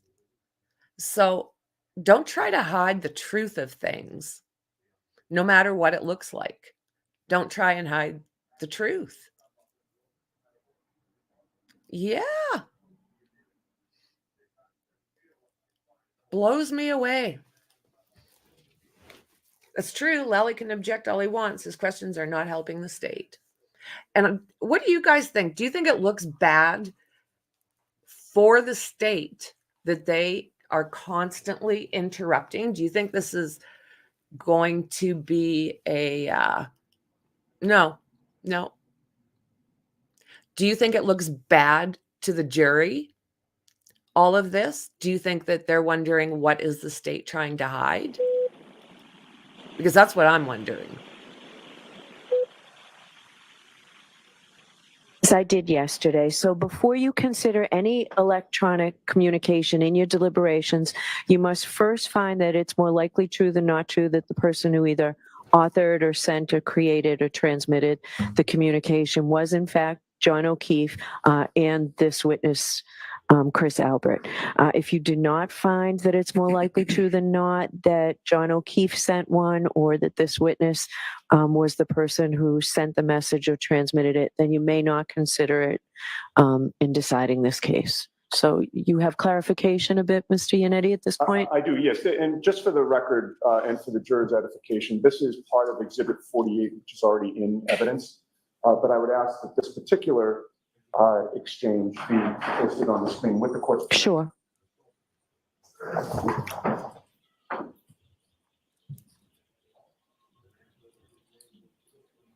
Okay. And so you'd agree that when you say it was 2 text messages, they're both with regard to the same subject, correct? What do you mean? I don't follow you. It says get over here, right? And then the second is a continuation of that. If not, I'm going to fuck up your lawn, correct? So you mean that's To tell him to come over to the waterfall. Right.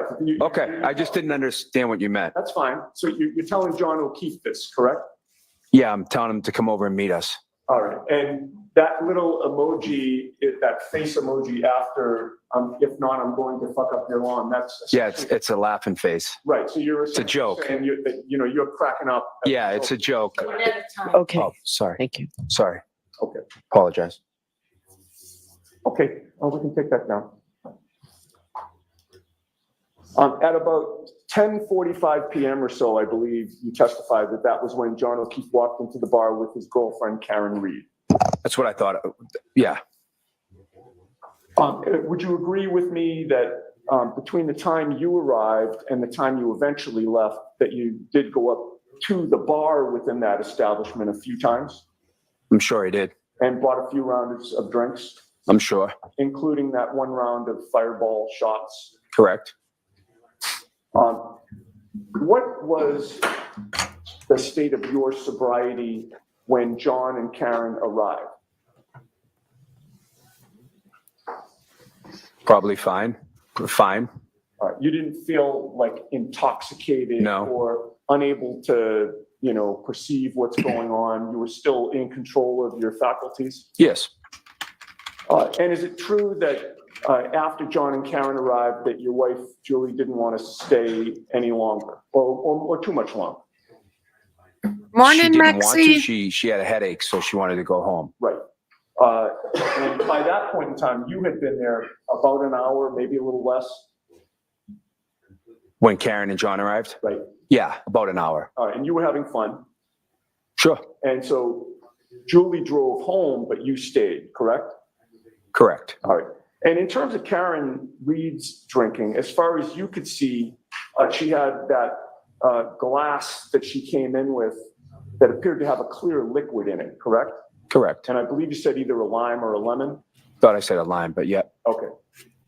And you assumed that was, vodka and soda water or vodka in some type of mix, correct? That was clear? Correct. And if she was, while drinking that night, if she was mixing in water in between alcoholic drinks, it would have been impossible for you to discern which drinks were water and which drinks were vodka, correct? Yeah, I would have no idea. You can't tell that by eyeballing a drink, right? No. Because both liquids are clear. Yes. And in order to discern that, you'd actually have to be given a sip to see, right? Okay.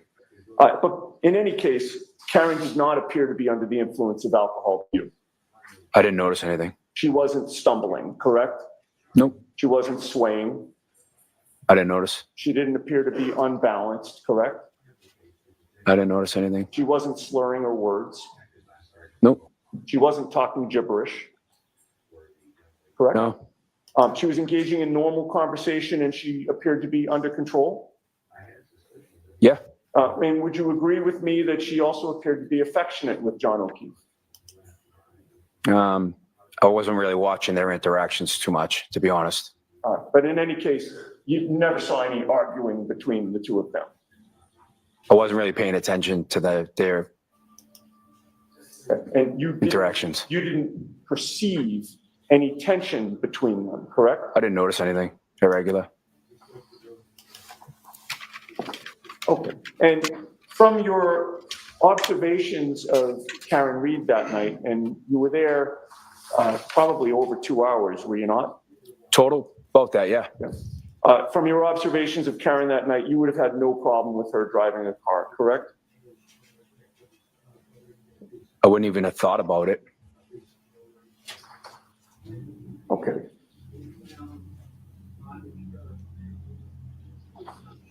Now, would you agree with me that of the group that you had met out, that you were the last person to leave the waterfall on January 29th of 2022? I believe so. Now, you previously, you testified on direct examination today, I believe, that you thought you got home between 12:05 and 12:10 a.m. on January 29th, correct? It's what I remember. If I suggested to you that you didn't even leave the bar until 12:13 a.m., would you quarrel with that? Would I quarrel with it? Yes. No, I guess not. I mean,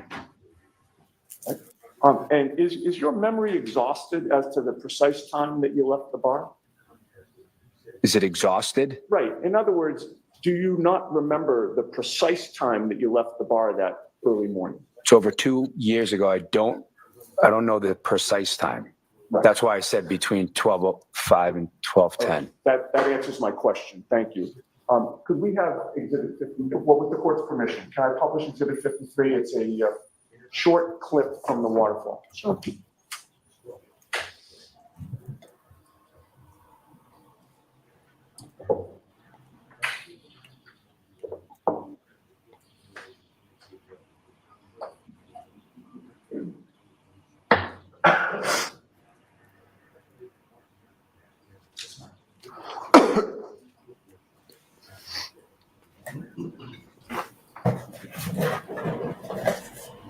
I think we need to back up.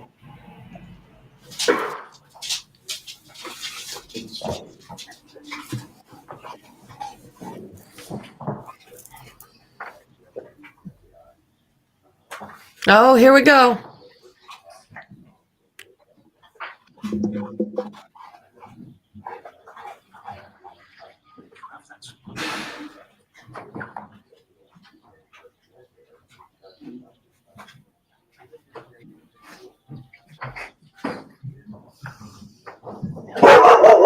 Oh.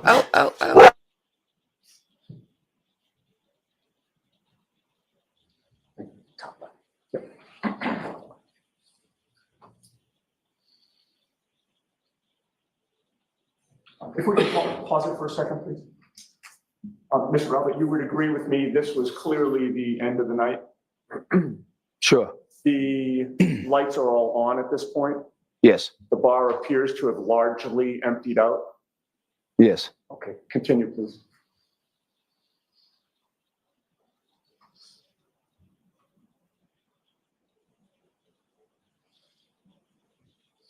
Pause it.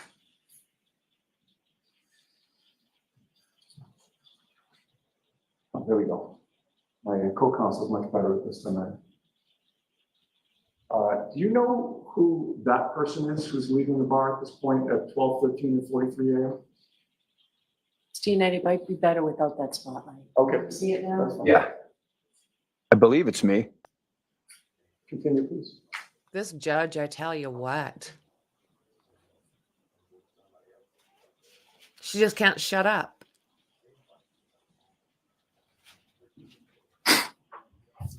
Okay. You can take that off the screen. So having now viewed that video with the timestamp of 12:13 and about 43 seconds or so, does that refresh your memory as to when you left the waterfall? Yes. That would mean it would have been impossible for you to get home to Maple Street by 12:05 or 12:10, correct? Correct.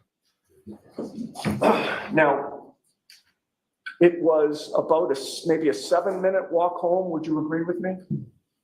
From Waterfall to Maple? No, I said 7 minutes from D&E to Waterfall. Waterfall to Maple is probably less than 5 minutes. So it's your testimony that D&E is closer to the waterfall than the waterfall is to Maple Street? D&E's farther away from Waterfall than, farther away from where I live than Waterfall is. I understand. Oh, I don't follow you. I'm sorry. I'll try to clarify. I Okay. don't mean to be confusing here. It's fine.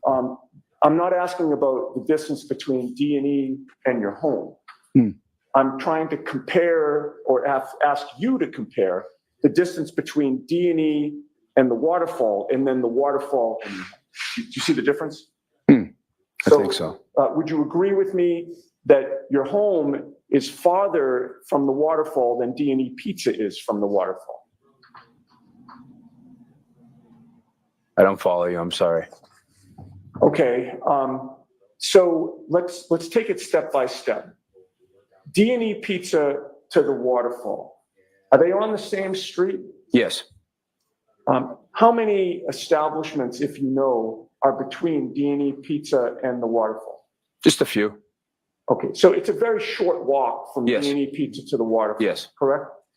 Your home on Maple Street is not on the same street as the waterfall, correct? it's off of the same street.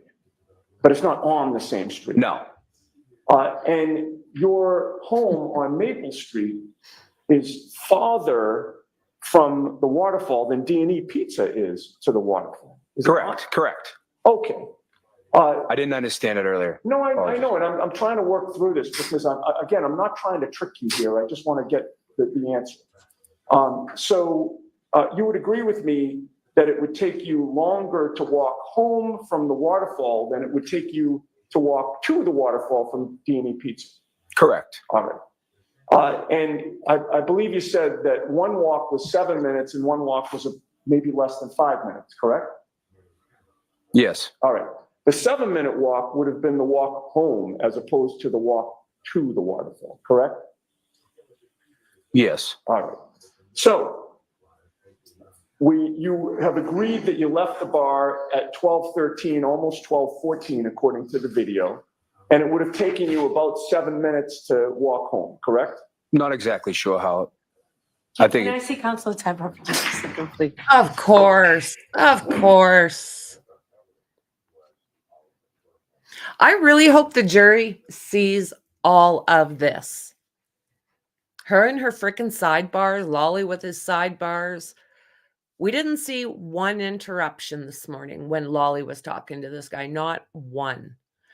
And the defense is getting their shot at it. And it's a battle. It's worse than trying to pull a tooth out. And 10 times as painful.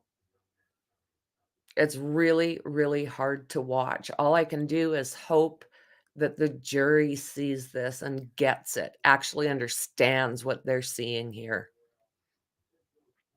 This is not a conspiracy. That's not how I see this.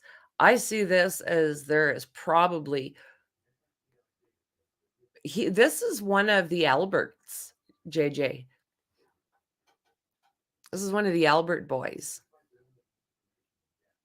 He's the one that owns the pizza parlor. Chris Albert. Yeah. Yeah, and there's been nothing but sidebar, as we expected. I mean, we said it even yesterday.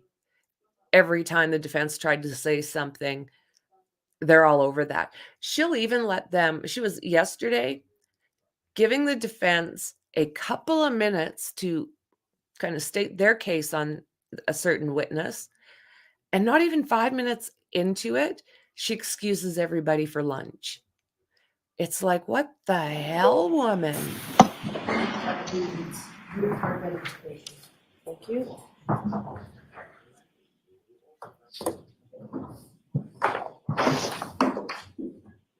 It's been pointed out to me that I think we're not making the connection here, and I think it might be my fault. With regard to the timing of how long it took you to go home, I believe your best estimate is about 5 minutes. Is that your testimony? And when I say home, I'm not talking about from D&E Pizza. I'm talking about that early morning when you're at the waterfall. I understand. Yeah, I'd say around 5 minutes. I think from the waterfall to Maple Street. Fair enough. So now, if you're leaving the bar at like close to 12:14, as indicated on the video, you're getting home somewhere around 12:19, 12:20, correct? Roughly, yeah. And what were you wearing that night? Blue jeans, sneakers, I think, and a sweatshirt. Okay. And it had started to snow by that point. A little bit. So the ground was a little bit either slushy or wet. Not slushy, but could have been wet. Could have been wet.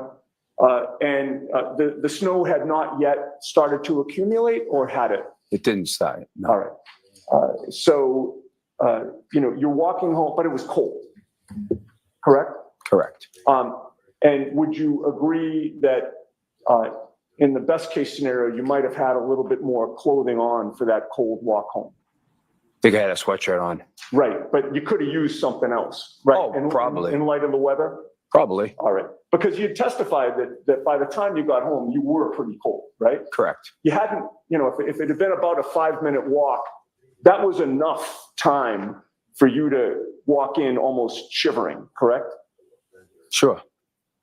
And given that there was precipitation, the snow had started, the sweatshirt would absorb the moisture as opposed to repel it, correct? Sure. And so you were wet as well when you walked in, right? Sure.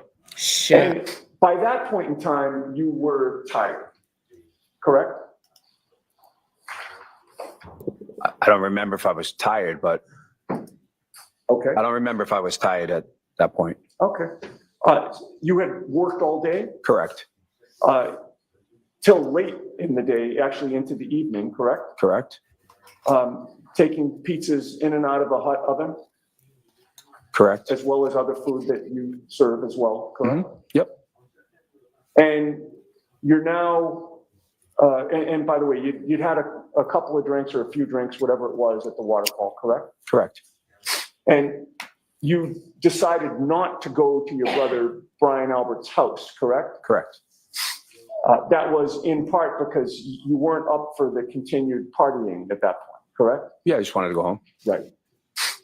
And so when you got home, would you agree with me that your first priority would have been getting out of the wet clothes that you were in? Correct. And where would you have done that within your In home? my bedroom. And is this a townhouse? Or is it a freestanding residence? It's a condominium. Condominium? How many floors? There's 3 floors. And your bedroom's on the top floor? Correct. And the entrance is ground level? Correct. When you first entered the home in those wet clothes, where was your wife, Julie? Upstairs in the bedroom. And was she already washed up and ready for bed? She was lying in bed. And where did you go when you walked in the ground level? I went up to the bedroom, All right, took off my clothes, jumped in bed. all right. And do you have a master bath with regard to your bedroom? There's a bathroom, yeah. All right. That would have been where In you your brushed your teeth, townhouse. But yeah, and washed up? but I did. That's where I would do those things, but I didn't do them. You didn't those do things. either of those? No. Okay. Did you grab a drink of water before you went to bed? Nope.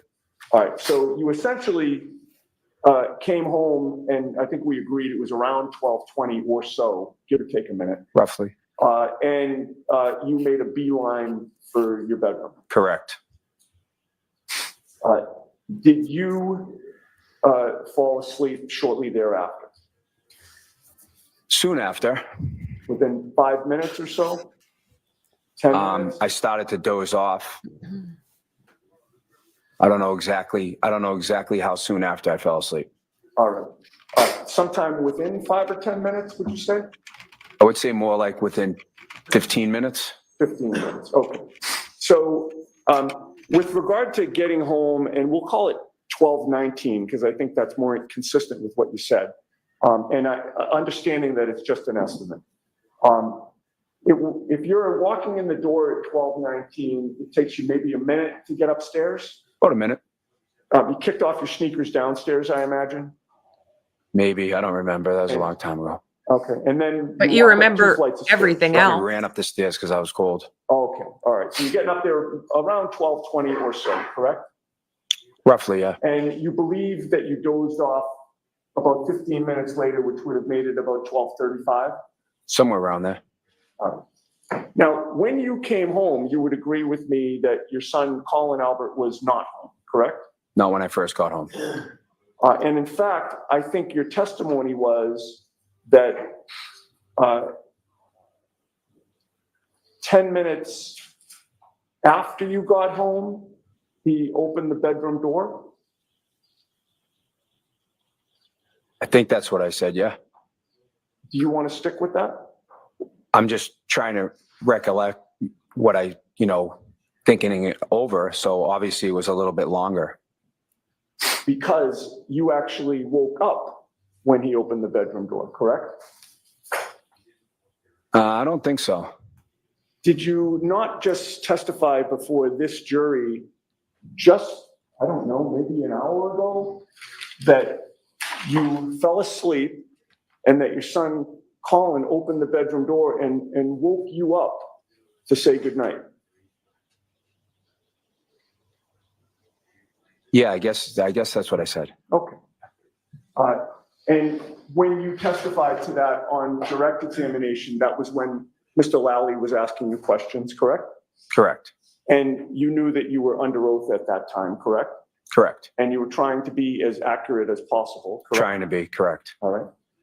So in terms of the timing of this,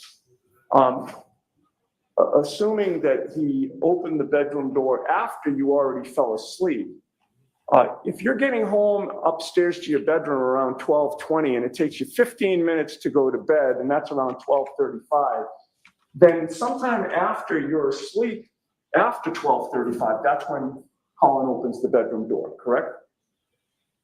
I don't remember exactly. Well, it's difficult for you to remember how long you'd been asleep for when Colin opened the bedroom door, correct? Correct. You don't know if it was 5 minutes, 10 minutes, or longer, correct? I don't know exactly. Right. But it was some time after you fell asleep. To the best of my recollection. Now, with regard to your son, Colin, he obviously lived in the same neighborhood as John O'Keefe, because that's where your family lives, correct? Correct. And back in 2022, Colin Albert was 17 years old? Correct. Part of the year. And you knew that, like most teenagers, Colin drank alcohol with his buddies, correct? Correct. For the jury, who or what is Nebercracker? What is Nebercracker? Yes, Like the character? that's what I'm asking. It's a character in a cartoon called Monster House.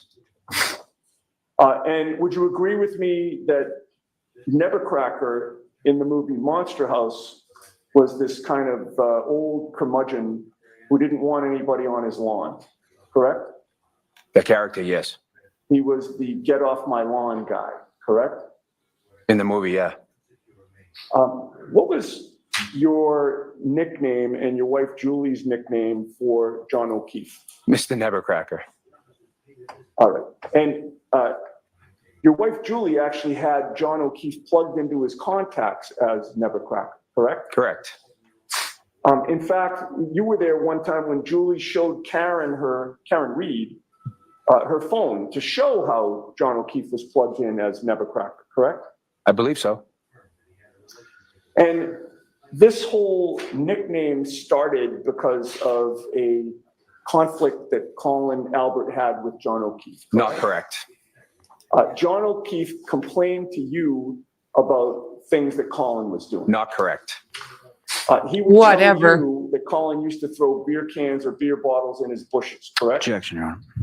So you can answer that, what's your answer? That is not correct. John O'Keefe told you that Colin used to flip him off, correct? Not correct. And say F you to him. Never. Colin used to cut through his yard. Nope, that was Dylan.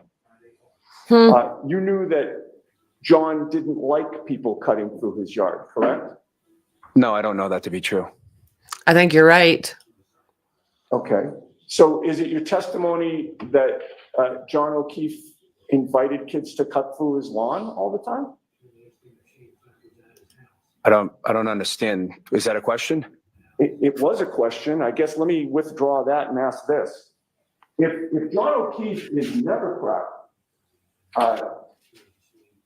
and he's the get off your lawn guy, are you denying that he doesn't like people cutting through his lawn? Do you want me to, can I explain I just asked for an answer to my question. Mr. Lally will get up after I'm done, and I'm sure you can explain whatever you want. So no, he's not no. All right. Well, you would agree with me that there was a time when John O'Keefe was not home, that you and your wife Julie went to his house That is correct. and you entered onto his property, correct? On his front property, yes. And you had drinks in your hand. Correct. And you thought it would be funny to have a photo taken of you and your wife with drinks in your hand on his property, correct? Correct. And you knew it would be funny. That's not because weird. You knew it would annoy him, correct? Objection, Your Honor. Oh, you can go ahead. Can you answer that? Yeah, he was actually asking us to watch his house while he was away. Right, but that doesn't answer my question, which was he didn't ask you to go onto his property with drinks in your hand and take a photo, correct? He asked us to watch his property. Okay, but again, You're not. in Oh answer to my God. question, the answer is no, he did not ask us to go on his property and take pictures of ourselves with drinks in our hand, correct? Yeah, he didn't ask me to send him a photo. And you would agree with me that Nevercracker wouldn't like a photo of somebody on his lawn with drinks in their hands, correct? The cartoon character, Nevercracker? Yes. Objection, Your Honor. Sustain. Next question, please, Yes. Ms. Giannetti. This guy is a piece of shit. They lie, they lie, they lie. You guys. Anybody else getting a little hot under the collar? Yes. I mean, it's obvious, even with this guy, like they do not want to answer questions. Mr. Albert, I placed 2 photographs before you. If you could take a look at those and tell the jury if you recognize what they depict. I do. What do those photos depict? It's me and my wife straddling John's fence. We're giving a thumbs up in one of them and a smile in another one. Okay. And you say John's fence, so that's actually on John's property, correct? Part of it is, yeah. I mean, I don't know what the easement is from the street to the fence as ownership goes, but yeah. All right. I know the town owns a certain portion of it. Would you agree with me that that photo was taken in April of 2021? I'm not sure when it was taken, but if that's what you have for a date, then it's fine. Okay. Who took that picture?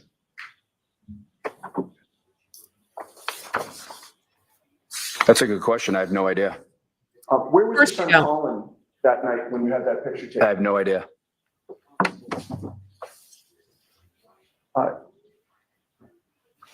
Would you agree with me that you texted those photos, or somebody texted those photos, whether it was you or your wife Julie, to John O'Keefe?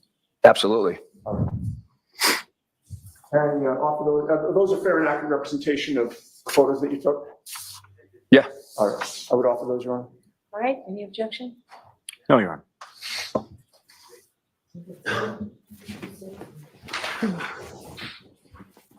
And with the court's permission, may they be published for the jury? Okay.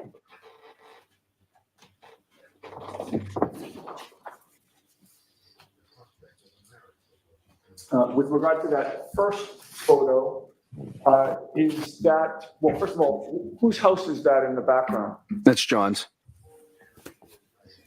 And that is you on the right and your wife Julie on the left? Correct. Give the second photo, please. How old are these people? Jesus criminy. What a couple of idiots. Okay. That's That is really also, mature. John's house in the background there? Correct. And again, that's you on the right and Julie on the left, correct? Correct. We can take that photo now. Jesus. Now,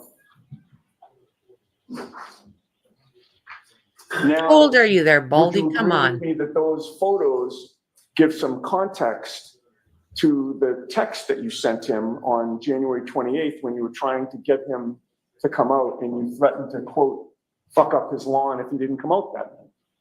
What do you mean give context to? Well, in other words, here you are texting him photos of you and your wife on his lawn, correct? Yes, And that's a common theme that explains the January 28th text where you were threatening to fuck up his lawn, correct? Objection, Your Honor. To what, Lolly? Grounds? Okay. I just have one more area that I want to cover with you, sir. You previously confirmed that when you walked in your door on January 29th of 2022 after coming home from the waterfall, your son Colin was not home, correct? it's correct. At that time, you had no personal knowledge of where he had been that night, correct? That's correct. Since that time, you know that he was at your brother Brian's house that night, Brian Albert. It's correct. Your old home, correct? Where I grew up, yep. And you knew that address to be 34 Fairview Road. Correct. And you knew that that was the same house outside which John O'Keefe was found dead later that morning, correct? Correct.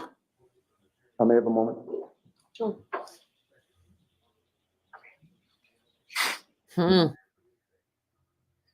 Yeah, I'm not sure why they don't have to give grounds for the objections.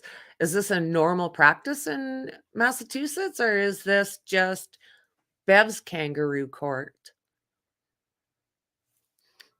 As soon as they're all Just, nice and One bubbly. other question, sir. When you spoke to Trooper Proctor on February 10th of 2022, you would agree with me that you never mentioned that Colin Albert was at your brother Brian's house that night, correct? Objection, Your Honor. Oh, I don't remember. Mhm. Of course you don't. right. Thank you. Redirect. Yes, Your Honor. Go ahead. Okay. Thank you, Your Honor. Oh, lolly. What a frickin' zero. Here we go. Now, Mr. Albert, you were asked some questions about being a selectman. Were you a selectman at the time on January 28th, 2022? No. About how long after that was it that you came? Sometime in April that the election was over, April, second week in April, maybe? So that photograph that you were shown with respect to yourself and the former Chief Berkowitz of the Kin Police, when was that? It was a fundraiser, so it was probably like 2 or 3 weeks before the election. So January, February, March something, end of March maybe? Well after January 28th, 2022. Yes, And you were asked some questions about your brother selling the house. Now, prior to your brother selling the house, you had sold your house, correct? correct. And why was that? Why was that? It just made sense for us. You know, it was just a financial decision. Kids were getting older, is that correct? Yeah, One was in the Navy. Yep. Another was about to go to college. correct. And what, if any, relation did that have to your brother selling the house? So once he found out that I was selling my, Objection. No, I'm going along. once he First found out I one. was selling my house, he decided that it might be a good idea for him to sell his house. His kids were getting older. So I gave him my real estate's number, the guy who All sold my house. right. And that selling of the house, was that something that you would discuss with your brother prior to January 28th, 2022? Yeah, soon after. Let's move on from that.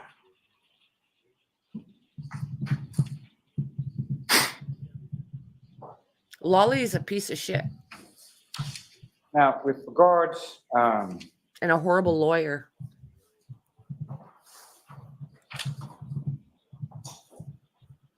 regard to your son Colin, when he came home that night, you indicated that it was about 10 minutes after. Now, was that 10 minutes after you arrived home or 10 minutes after you got into bed? 10 minutes after I jumped into bed. Now, with reference to your son Colin, he came home, you saw him that night, correct? When he came home? Yes. Yeah, he just leaned his head in the door. And when he leaned his head in the door, did you, similar to what I had asked you about Mr. O'Keefe, did you observe any sort of injuries or anything like that to his face? No.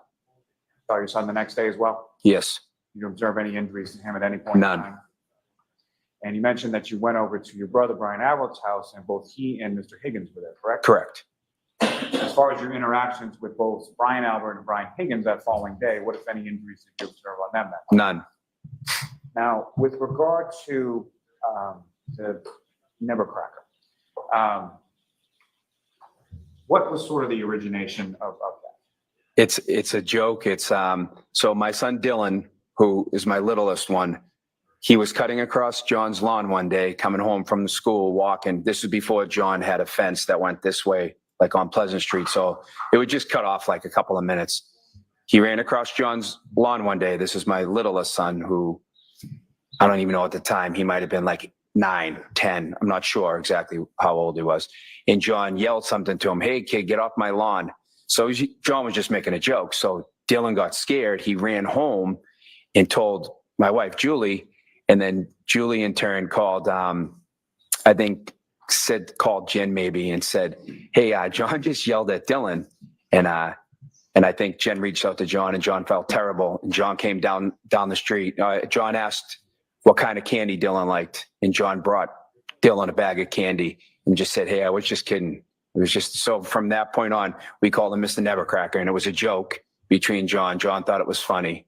And Now, Yeah, as far funny. as those photographs That's that hilarious. you took on his fence, Yeah. sent to him when he was away, is that correct? correct. That was after he'd asked you to watch his house Yeah. while he was away. Yeah. And how did he respond to those photographs? He thought it was hilarious. We actually showed him, other people that photo too. They thought it was funny. All right, we're gonna wrap it up, Mr. Allen. One last question, Norm. So after you sent the text message as far as to come over here and then made the reference to his lawn, Mr. O'Keefe then came over to the lawn. Yeah, he came over after. Nothing further. Nothing Quick further. reject. All right, you are all set, Mr. Albert. and Thank you. You jurors, didn't we're going ask to the take pro- a the recess. It's defense. not going to be just sitting there like a juror. It's not going to be too long, because I'm going to end it. If the witness would just stay where you Yeah, are. please thank you. stay. Sorry, So, sorry. That's okay. So- Jurors, if you'd fold your notebooks, please do on your chairs. Follow me. All right, here we go. So call about a 10-minute You are break, 'cause muted. I want to get more testimony. She just cut them off. Didn't even ask if they had any questions. What a frickin' cow. Hey there, Karen Reed, trial watchers. You know what a lot of the trials we cover remind me? Okay, It's I the gotta mute him. What do you guys think? What a mess. Why do you think she did that? And is she allowed to like just send a witness off without asking the defense if they have any questions? She just said, okay, you can go. So how many laws do you think she is actually breaking to do this? Is she breaking laws? Are they going to be able to take this to a Supreme Court at one point and just say, look at her, look into this woman?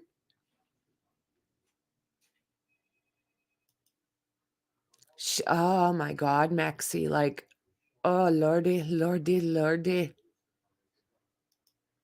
Yeah, moving along a little bit better today. Moving along a little bit better. I mean, Lolly has to get his objections in every 2 seconds. And okay, talking about that, can she literally say, I don't need to know the grounds for objections? Did she literally say that? And is that okay? Is that legal? She does so many questionable things. Oh, yeah, she is stirring the shite pot. No, she's the judge. She can do whatever, but upper court may look into this case. So she can just, oh, Lordy. Yeah, I'd love to know the broken laws.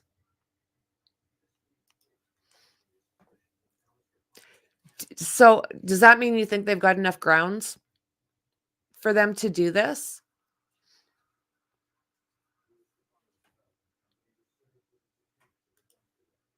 I reckon the pizza shop not only sells pizza by looking at the last witness's eyes, they were very dilated and constantly sniffing. Yep. Well, there's a couple things that happened with the no grounds thing. Maybe it does speed things along. That was number one. You got number two there, Mex. Yeah, they do. Pizza shops do have a history. She is taking the, yeah. However, she is taking the guess for them and does not make sense. Agreed. Yep, the pizza connection, right? Pizzagate. Isn't that Quebec and the US, Montreal and the US, probably New York?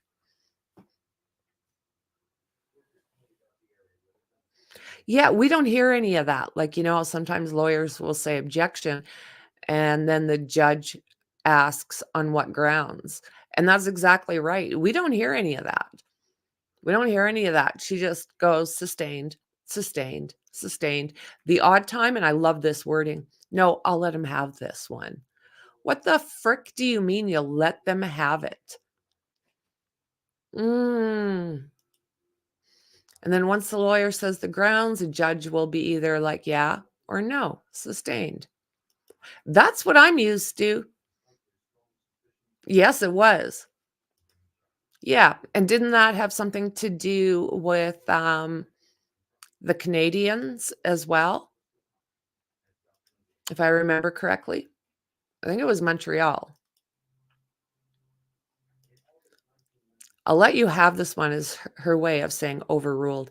It is, but it just sounds so, what's the word I'm looking for? Condescending?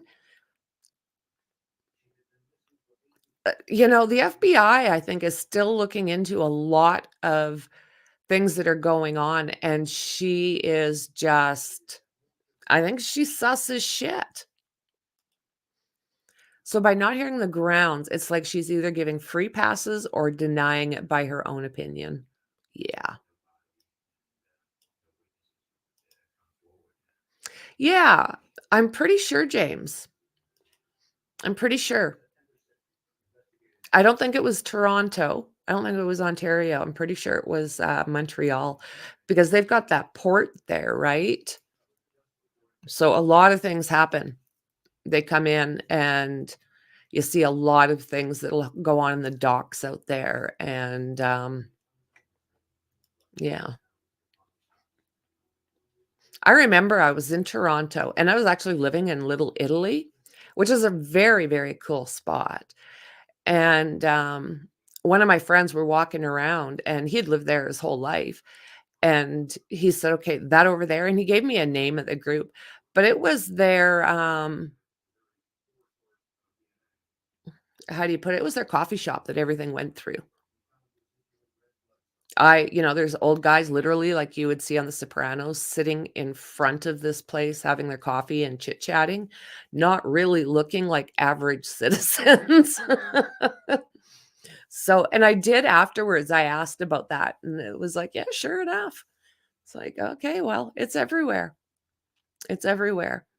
And Montreal deals, I don't know if they still do, but they dealt with New York on a regular basis. It's so funny because we learn so much about the US, and then when it comes to Canada, not so much. Not too many people are aware of what goes on in Canada, and it blows me away because literally we're neighbors. We're next door neighbors. And I was big into reading about the mafia, and I still am. Mafia anywhere. I find it very intriguing. I spend a lot of time watching Aussie crimes, like there's 60 Minutes or Under Investigation, all of those ones. Drinking from those tiny coffee cups. Yep, pinky up. You bet. You bet. I recently found out you guys can hunt the Canadian geese. That was interesting. Yeah, absolutely it is. They turn on each other on the regular. You go to prison here if you ever run over one. Is that right? They're protected there. I hate to see people out there shooting geese, but yeah, they do it all the time. They do it all the time.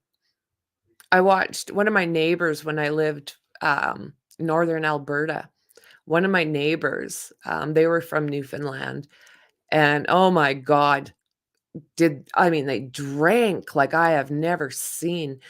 But I remember them coming home one day and they had all of these Canadian geese by their necks and they're just so proud of themselves. And then she's does them all up and I don't know, she cooked it. She brought one over for me and said, "Here, just cook that." And I it was the grossest frickin' thing I had ever even ugh. Oh, off to goose here and tried to eat it. Yuck. Right? I mean, they're disgusting. They're just disgusting. It's like, oh my God, we've got them everywhere, right? Geese freak me out. Yeah, they'll put the chase on you. They will put the chase on you. And they're so dirty. What they do to beaches and you don't want to go barefoot. Really? Only the king is allowed to eat swan in the UK. Why would you want to eat a swan anyways? Ugh. I think only a couple of states in America allow them to be hunted, Douglas. I'm not sure, but they're probably protected in Missouri. Is that right? Ugh. I mean, Cornish game hens. I think that's about as far as I mean, quail. I know a lot of people eat quail. I don't think I have. I mean, I've tried a lot of different things. I'm always interested, but a lot of it is like, are you kidding me? One of the grossest things I ever ate was shark. It was like you put it in your mouth and it just felt like fat. You know, when you get a piece of fat that's not cooked right? That's what shark was like. It was like, ugh. No. I liked bear, I liked snake, I liked a lot of different things. But when it came to and it was octopus has got the same kind of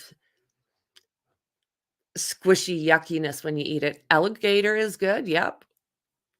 Yep. I'm pretty sure I had that on my plate at one point. I went to this one place and they got you a massive dish of all sorts of unusual foods. And it was almost like a, oh my goodness. You put it in hot oil, you get your skewer and you put it in the hot oil or whatever and you cook it. A fondue.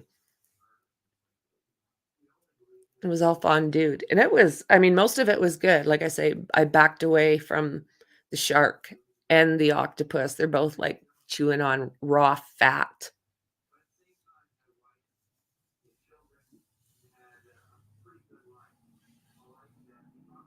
Ugh! Eat roadkill. The hippies up in the bush around 60 kilometers from my place eat roadkill, like roos, wombats. That is so freaking disgusting. Roadkill. I mean, I guess it's not going to waste, but ew. Yeah, I can't imagine going and picking up roadkill and putting it on my plate.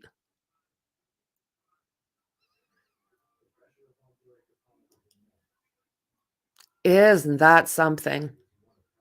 That's just gross. But I mean, like I said, at least it's not going to waste if somebody wants to eat it. Oh, what's this? Oh, no.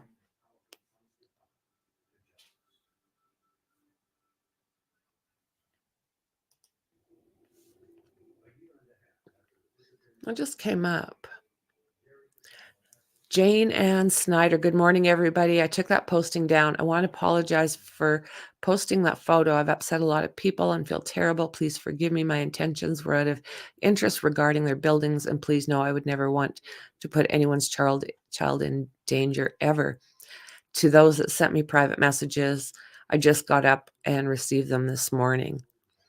That's on the Justice for Micah group. I don't know what the hell she put out. I didn't see what you posted, but I want to say you're setting a wonderful example by owning up that you did and correcting it by apologizing. I don't know what you put up. People got to think before they post. We live in a culture where people think they should post anything and everything. I have no idea what that's all about. But that's in the Justice for Micah. How very interesting.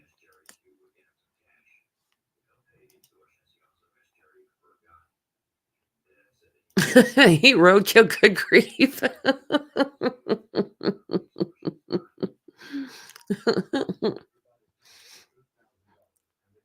I can see that.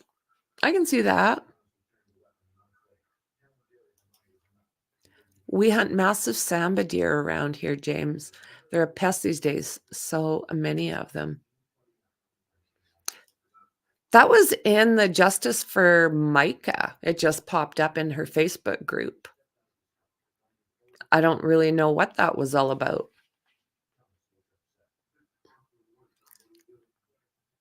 That one person, I noticed that, Mexi. I checked it this morning. The clickbait one.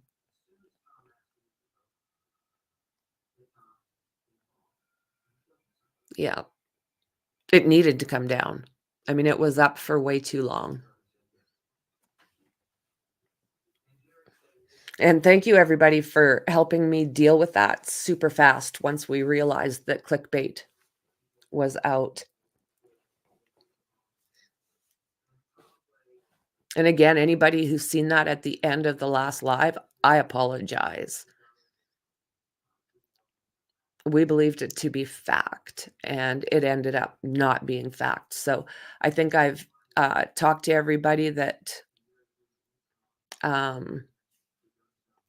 kind of came at me. I think I've talked to them and everybody understood that I would never do that intentionally, and it came down immediately. I actually, in Twitter, I messaged every single person and apologized. It's like, we had no idea. We don't do clickbait here. And a channel that's got, well, she had, I don't know what she's got now. I think she's lower. I think she's under 40,000, but she had over 40,000 followers. So putting out clickbait like that, those 40,000, they share and then more share, and it gets out there, it'll go like wildfire. So it needed to come down. I had no problem getting rid of mine. This is not about clickbait. This is about these people. And we've been worried about Sebastian Rogers for a couple of months now. So somebody saying that he's been found as clickbait is absolutely disgusting. The sad thing is that was not accidental putting that up there. It wasn't confirmed. So to put it up there as fact, oh my word, it made me feel ill. Oh, yeah, James, it was horrible. It was horrible. I even had people coming at me and I had no idea. And as soon as we realized what had happened, it was like, oh no. And yeah, we got rid of it within minutes after we found out. And they literally said that they had found Sebastian unalive in like an old pond in Mississippi. It was horrible. I hope Seth didn't see it, the dad, but yes. I had a physical reaction to hearing he was found and then to be clickbaited, and I'm the same. I mean, you could see the reaction at the end of that live. It was like, oh, Lordy. Yeah, I mean, if it's an accident, absolutely apologize, deal with it immediately. But when you do something like that intentionally and put up that Sebastian's found, it was harsh. It was harsh.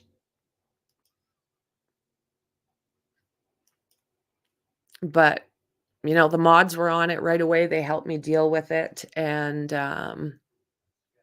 great thanks to Dandy and Mexi for helping me deal with that so fast.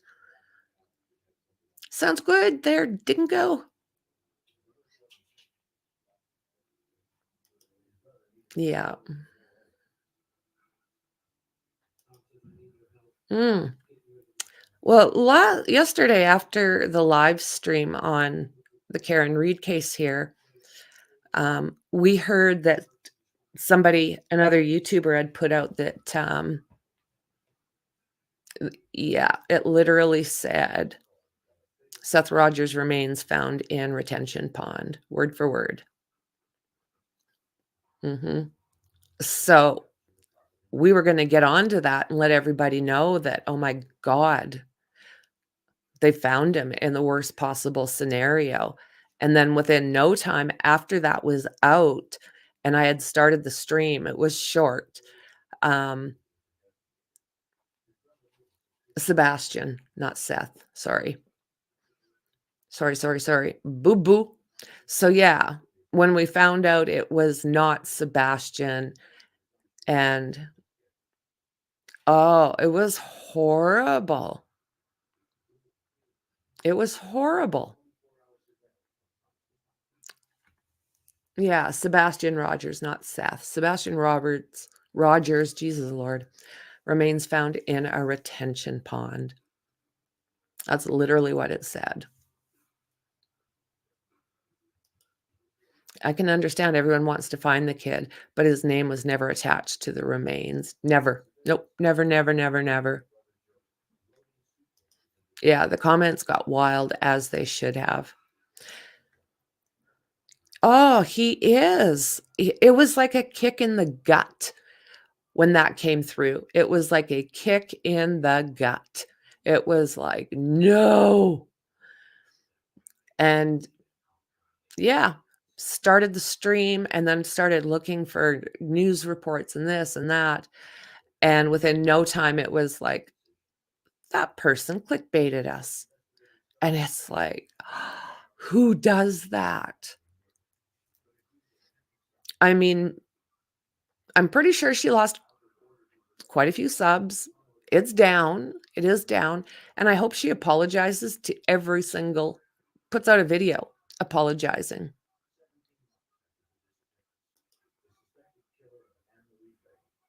Yeah. Sebastian's been missing for a couple months now. And we all have been working and listening and following. I yeeted myself out of there. Yep. Yep. I think no, I'm not going to look. It is what it is. But yeah, of course, when we realized that we thought they had found Sebastian, it was like, oh my God. So we got onto it and yeah, it was clickbait. So then I had to literally apologize individually to everybody that I offended because of course they thought I was doing it. And I sort of was unknowingly. So yeah. Anybody that's seen that, I apologize because we had no idea. That's not what we're about on this channel.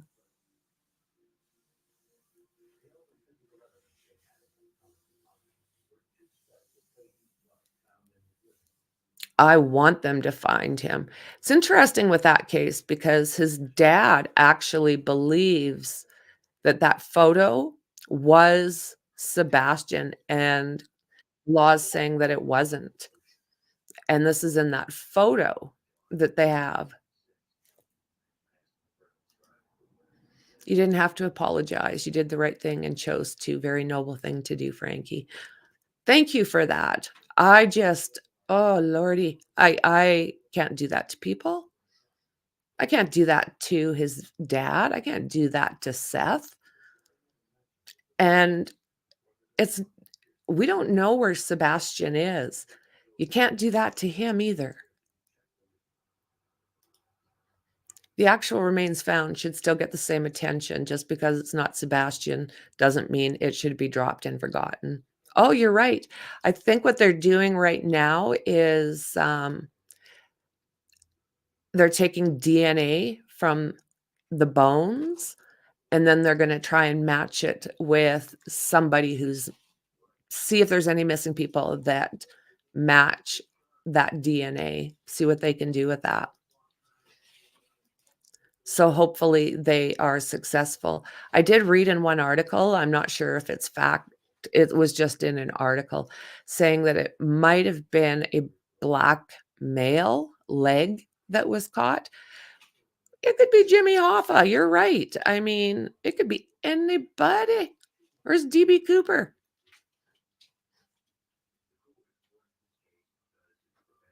Yeah, a person of color. I don't know how true that is. Yeah, I've seen that a couple spots, but I haven't seen it confirmed either. Can you imagine? Poor kid was fishing, threw his line out and comes back. This is what they're saying anyways. He threw his line out and it's like, oh. And then he was caught on a sock that was attached to a shoe that was attached to a pig. That's what they're saying. Now, take that with a grain of salt because this is just what they're saying.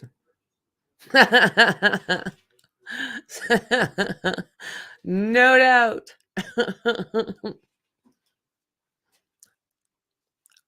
Do you think so? I often wonder if he was put in one of those cars, mushed up and sent on a boat to China. I've thought about that lots too, because they did have a lot of yards. But crematorium, same idea. Okay, the witch is back.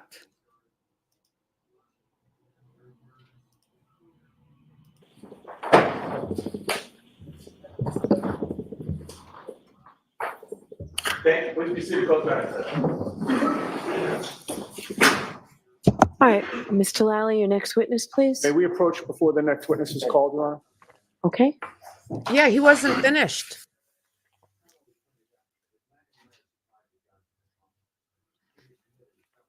I wonder if he's going to say, listen, I wasn't done with that witness.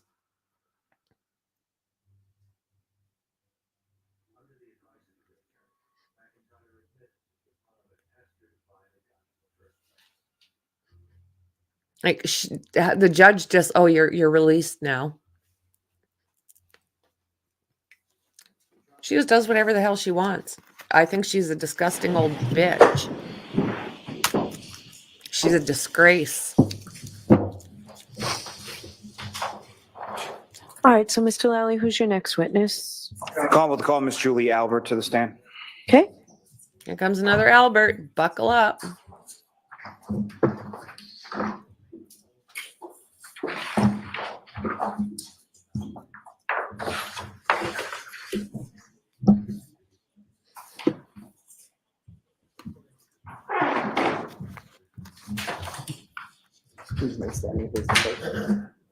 Oh, an Albert. Another Albert. You solemnly swear the evidence you give the court and jury in the case now and here should be truth, the whole truth, and nothing but the truth, so help you God.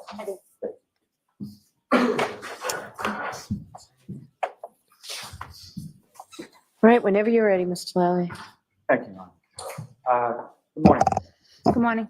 Could you First please state phase. your name and spell your last name for the jury? Julie Albert, Albert. And Horse where do you face. live now? I live at 22 Maple Street in Canton. And how long have you lived with us? A little over 2 years, And Horse how long in face. total have you lived in Canton? my whole life, 48 years. She's And only where did you 48. Oh live, my God. just prior to living on Maple? I lived at 7 Meadows Avenue in Canton. And how long a period of time did you live at 7 Meadows Ave? 15 plus 20 years, about 20 years. And do you have kids? Yes, I have 3 boys. And are you married? Yes, I am. What's your husband's name? Christopher Albert. And your 3 boys, how old are My oldest, Christopher, is 25. My second son, Colin, is 20. And my youngest son, Dylan, is 16. She does, Dingo. And do each of them, where do they live? Do they live with you? They all live with me, yes. And your husband, does he work? Yes, What does he do? he owns a restaurant in Canton, What's the name of the restaurant? D&E Pizza, And where is that located? 618 Washington Street. She looks Now, old. when you lived on Meadows Avenue, can you describe to the jury sort of, if you know, about how many houses were on Meadows? I would say maybe 8 on each side. And Meadows comes out to a main road, is that correct? Yes, Pleasant Street. And while you were living on Meadows Avenue, did you have occasion to come to know someone by the name of John O'Keefe? Yes, I did. And where did John live in relation to you? John's house was at the top of the street, and there was 2 houses between John's house and my house. And if you recall, about how long did you know John O'Keefe, or when did he move into Meadows? I think he moved in 2017-ish, maybe. And I've probably known him since maybe 2019. She looks like she's a And how hard would you drinker. describe sort of your relationship with John? We were friendly. We were neighbors. You know, I'd see him all the time coming in and out of the street, and because he's at the top of the street when I pulled out of the street, and we were friendly. And in addition to you knowing Mr. O'Keefe, were there other sort of people that knew you that also knew him? Yes, yes. Who were some of those people? Well, I knew John through Jennifer McCabe. And who is Jennifer McCabe? She's one of my closest friends. Now, you knew that John had 2 children that he was guardian for? Yes, And you were familiar with both his niece and his nephew? yes. Now, at some point through Mr. O'Keefe, did you come to know somebody by the name of Karen? Yes. When about was it that you met Ms. I'm like 10 years older than her. Wow. Maybe in like 2021, like, you know, pulling in and out of the street if they were outside, if, you know, a couple times out socially, probably in 2021, I would say. And if you could, just so we're clear, do you see Ms. Reed in the courtroom? Yes, between her lawyers right over there. That's a record of like identification Okay. by the witness. Now, on some social occasions that you were talking about, when you would see them out, would you have occasion to socially interact with Mr. O'Keefe and Ms. Reed? Yes. Is that something that like you and your husband did together, or was it more of a group setting type? No, a group setting. And with reference to, did you have occasions where you would socially hang out or interact with Mr. O'Keefe in which Ms. Reed wasn't there? I can only honestly remember one time, and that was, I don't even know if they were together at the time. And had you ever socially interacted or spent time with Ms. Reed separate and apart from Mr. O'Keefe? No. Now, if I could turn your attention to January 28th, 2022. Do you recall that day? Yes. Do you recall what day of the week it was? Friday. And what, if anything, did you have planned for that particular week? The next day was my nephew's birthday. So we were a bunch of us were going to go out that night, the night before to a bar in Canton. By the night before, you mean the night before his birthday? Yes. And that nephew, what was that nephew's name? Brian Jr. And if you know about how old was he turning, or how, well, let me start with this. How old is he now? He's 24. So just turned 24 a few months ago? January. Yep. And so he would have been turning, what, 22 at that point? Yes. And when you say we had plans to sort of go out, who's the we? Myself, his mother, Nicole, my niece, Caitlin, and a couple of Brian's friends. Now, and you mean Brian Jr.'s friends? Yes. And so Brian Albert Jr. has a mother named Nicole Albert, is that correct? Yes. And how is she related to you? She's my sister-in-law. Our husbands are brothers. So your husband Christopher has a brother, Brian. Frank. Okay. That would be sort of Brian Senior. for lack Yep. of a better term. Yep. Your husband Christopher, how many siblings does he have? 6. And Brian is the oldest? The oldest, yes. And so there were plans to go out that evening, the day before Brian Albert Jr.'s birthday, correct? Yes. And what were the plans? What did they sort of consist of? We were just gonna go to Waterfall. And Waterfalls, where is it? It's a bar in Canton on Washington Street. And from your husband's pizza shop at Leamy to the Waterfall, about how far away are the two from each other? Very close. I mean, 200 steps maybe. You can, very, very close. Same side of the street or No, opposite? opposite sides. Now, when it came to that day, where did you go? Did you go to the Waterfall first or somewhere else, or if you know? I went to my sister-in-law Nicole's house to pick her up. And you know the address where your sister-in-law and your brother-in-law live? 34 Fairview, where they live, 34 Fairview Road. And that was somewhere that you had been numerous occasions before? Yes. And when you arrived at 34 Fairview Road, you went inside the house? I think I went inside for a moment, yeah, just to wait. And do you know who, if anyone, did you see in there that you knew or recognized or didn't? I know my niece Caitlin was in there, my nephew Brian. I don't recall. I don't recall who else was in there. Your sister-in-law Nicole, was she there? Yeah, she was ready to leave. Yep. And when you left, I'm using sort of you in the plural. So you drove, is that correct? I drove. Yep. And who, if anyone, went along with you in your car? Nicole, my sister-in-law, and Caitlin, my niece. And Brian did not end up coming with us. And so your nephew Brian, for whom you had initially made the plans to go out Yep. to celebrate, didn't end up coming. Correct. And why was that? If you know. I don't think he was feeling up to it.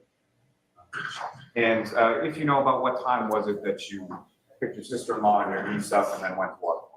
I don't remember exactly, but I would probably say between maybe 7:30 and 7:30, like around 7:30 maybe. And you arrive at the Waterfall, you go in. If you could just explain for the jury sort of when you walk into the door of the Waterfall, where was it that the three of you went? When you walk into the door, there's a couple high top tables, long high top tables in front of you. And we just sat down at a high top table right when you walk through the door. Now, from your experience either that evening or prior evenings, on certain nights, does the Waterfall have any kind of sort of entertainment? Yeah, they always have, every week's different. They have bands. And from your recollection, was there a band there that night? Yes, there was. And do you recall where you were seated in relation to the band? I was sitting at the end of the high top table closest to the door that you walk in. And the band was to the right of me against a wall and kind of like an alcove, like a little against the wall. And when you went there, was the band already sort of set up and playing, or did that happen later? I think they set up while we were there. I think. And so initially when you go there, do you go there and just have drinks, or did you eat something, or what? We ate, and yeah. And while you were there, as far as during sort of the meal portion of it, was there anyone else that joined you? I know my niece's boyfriend, Tristan Morris, came. I don't remember exactly when it was during that, but I know he was there. And then during the meal part, I don't think during the meal part anyone else, I don't think. So you recall, as far as the meal part was concerned, it's you, your sister-in-law Nicole, your niece Caitlin, and her boyfriend Tristan. Correct. And Mr. Morris, did he stay for any extended period of time, or when was it that he left? I know he stayed for a little bit, but I honestly can't remember what time exactly he left. Now, Your husband, was he working on that day? Yes, he was. And had you been in communication with him as to where you were going to be? Yes. And so the plan was basically for him to meet you at the waterfall when he was done with work. Correct, yes. And if you know about what time was it that your husband, Christopher, came over to the waterfall?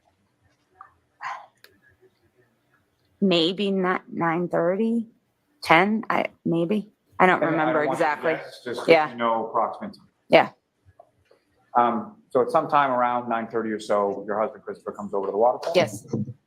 And what, if anything, did he do when he got? I Let me ask came you, in, yeah. he came in, did he get anything to eat, anything to drink? Yeah, he probably ordered a drink and just stood by the table, I would think. And you and the people in your group, were you drinking that night? Yes. What is it, do you recall specifically what you had to drink? I think I had just a couple glasses of wine. And your husband, do you recall specifically what he had that night? What he would drink is Miller Lite. And that's sort of typically what he would drink when he Yes. was out? Yes. And your sister-in-law, Nicole, do you recall what she was drinking? I would assume White Claw, a White Claw. And same question with regard to your niece, Kate. Yes, probably White Claw as well. Now, while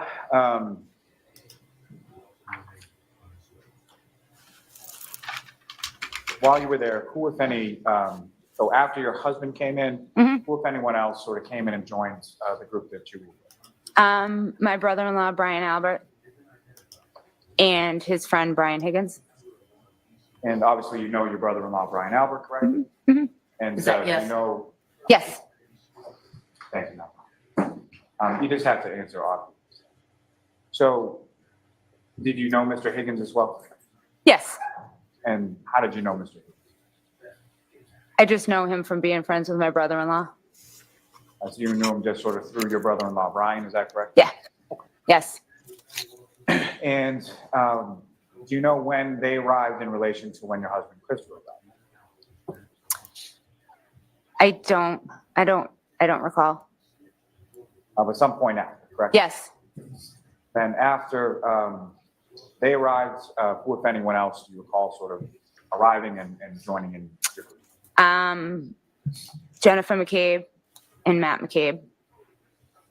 And there was a couple, I don't even know their name, Colitis. They arrived. I don't know their first names. And John and Karen arrived shortly after that. And just so we clear up people, as far as Jennifer McCabe, you've already mentioned her, and Matthew, was that her husband? Yes. And the other couple that you were talking about, or sort of guessing their names, have you ever met them before? No. Nope. Not anybody that you're particularly friends with? There you or go, anything like James. No. No. I know them, who they are, from seeing them maybe at a sporting event or something, but I've never been introduced to them. that? And when No. you say sort of sporting events in relation to what? If they were at like a basketball game and I was at a game, like I've just seen them around. I'm assuming probably sporting events, probably a basketball game. And I'm sure it's pretty well understood with this. I just want to clarify. So when you say sporting events, these are kids' sporting events? Kids sporting events, yes. And so which kids' sporting events would you be at that you would see this couple that you didn't know? Your kids or something? No, Jennifer McCabe's kids. So you would go to sporting events for Jennifer McCabe's kids and see this couple? Yes. And if you know about how long after this Brian Albert and Mr. Higgins arrived, did the McCabe's and this other couple arrive? I don't remember But exactly. after Mr. Albert and Mr. Higgins, correct? Correct. Now then, you mentioned Mr. O'Keefe and Ms. Reed came in at some point as well?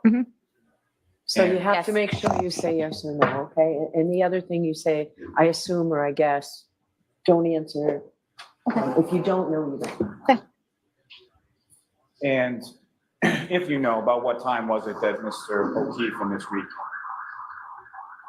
So before 11 o'clock?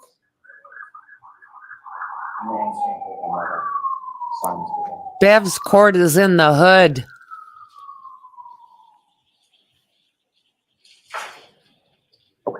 And with reference to when Mr. O'Keefe and the defendant, Ms. Reed, came into the waterfall, where were you in relation to sort of the high top table that you were describing? I was at the top of the high top table closest to the door. And when they came in, where did Mr. O'Keefe and the defendant go? John walked in and said hello and kept on walking, I think, to the bar. And Karen came in and stopped at the table to talk for a minute. And during the time that she stopped at the table to talk for a minute, what, if anything, did she do? She opened her jacket and had a glass and pulled the glass out and started drinking the drink. And as far as the drink in the What glass, does that matter? did you observe as far as color or anything like that? Clear. And the glass that she had, could you see, so the clear liquid inside it, how much of the glass was full of that? I don't recall. And she placed it on the table, is that correct? Yes. And How what would was you your remember this reaction to 2 that? years later? I think I laughed and said, I think. made a comment like, you're crazy or something, just because she walked in with the glass. Whatever. 2 years later, you remember what was in that glass. And did you know where Mr. O'Keefe and Ms. Reed had been coming from prior to them getting to the waterfall? Yes. And where were they coming from? CF McCarthy's. You're familiar with that establishment? Yes. And where is that in relation to the waterfall? I'm sure she is used to every bar in that town and everyone it's within maybe 100 miles. 200 steps right next to my husband's restaurant. So on the same side of Opposite side. Opposite side. on the same side of Washington Street as your husband's restaurant? Yes. In the same vicinity from D&E to Waterfall, CF Yes. Water. Yes. Now, over the course of the evening, did you have occasion to see Mr. O'Keefe? He was at a bar, he had something to drink, is that correct? Can you repeat that? Over the course of the evening, did you have occasion to observe what, if anything, Mr. O'Keefe was drinking? No, I don't believe. But you remember I what left very Karen shortly was after drinking. they got there. There you And are. so you left fairly shortly after they arrived? Yes. And if you know about how much time are we talking? Maybe 10, 15 minutes. And why is it that you left? I had a terrible migraine. From the band being so close? Yes. And when you left, where did you go? Home. And when you got home, as far as your children on that evening, who was home, who was out? If you know? My youngest son was home, and my oldest son didn't live at home. He lived in California at the time. And my middle son was not home. And so your oldest son, Christopher, he was in the Navy at that point? He was in the Navy, and he was stationed in San Diego, yes.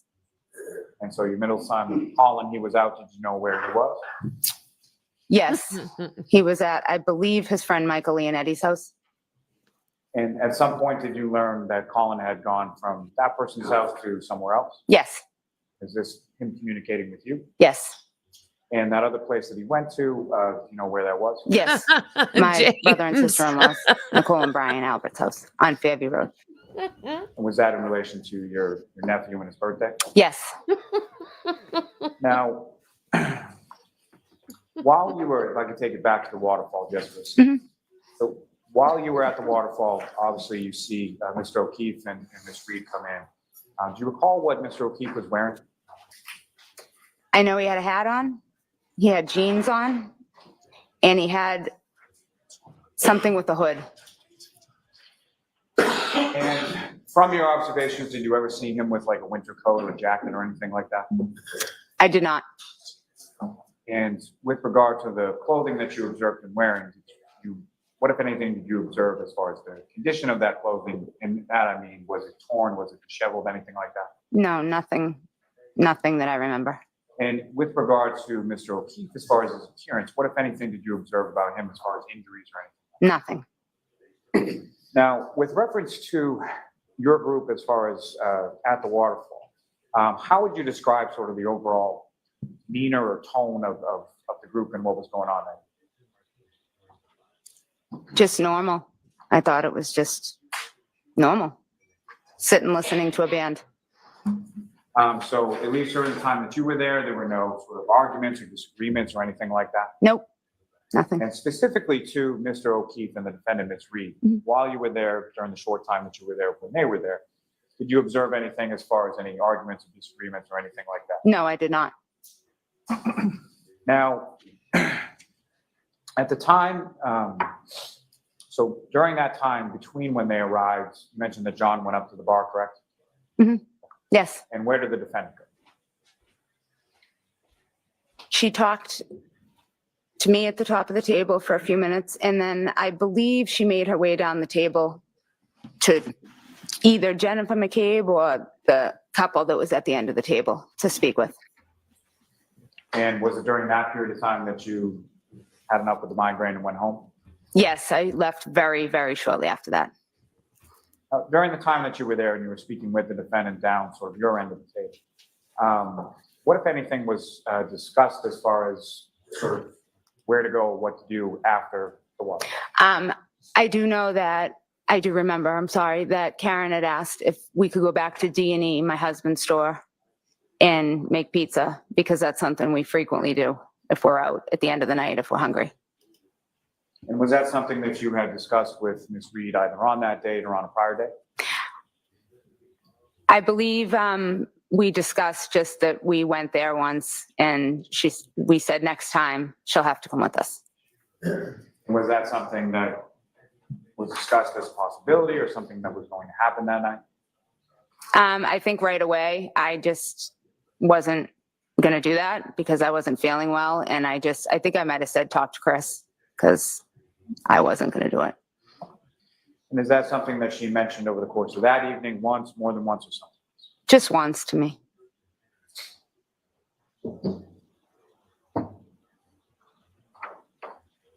What does all that matter? Who cares if they're going to eat pizza or So, not? When you get home, at some point, the rest of your family came home at some point in the evening, correct? Yes, And who came home first? Your husband, Christopher, or your son, Colin? my husband. You know about what time that was? I want to say about after 12, maybe 12:10, around there. So sometime around 12:10? Sometime around 12:10, yes. And what, if anything, do you recall specifically about when your husband, Christopher, came? He came upstairs to my room. He was shivering because it was cold out, and he immediately went to the bathroom, got undressed, and got into bed. And your son, Colin, have you been in communication with him over the evening? Yes. And about how long was it after your husband came home that your son called? 10 to 15 minutes. And were you essentially waiting up for him? Oh, yes. Yep. Is that sort of common practice? Yes. I do not go to bed until my kids are home. And is there another common practice as far as when your kids come home, where do they go when they first come in? They immediately will always come in the door, maybe grab a water out of the fridge and come upstairs and give me a kiss goodnight and tell me that they're home. Now, Your 20-year-old did that does happen on this. occasion? Yes. And so Colin came into I call your room at some bullshit. point? Yep. He came right upstairs. Yes. And when Colin came into your room and Bullshit. he came upstairs, did you have occasion to observe him as far as talk to him, obviously? Yes. We talked for a minute. He asked me if I was feeling better. And yeah, we talked for a moment. And during that conversation that you had with Colin, similar to what I had asked you with regard to Mr. O'Keefe, what, if any, injuries or anything did you observe on your son, Colin? None. And fair to say the next day, at some point, you talked to and had interaction with your son? Yes. What, if any, injuries or anything did you observe? None. None. So I know this is sort of hard, so wait till Mr. Lally finishes his question before answering, okay? Mhm. Thank you.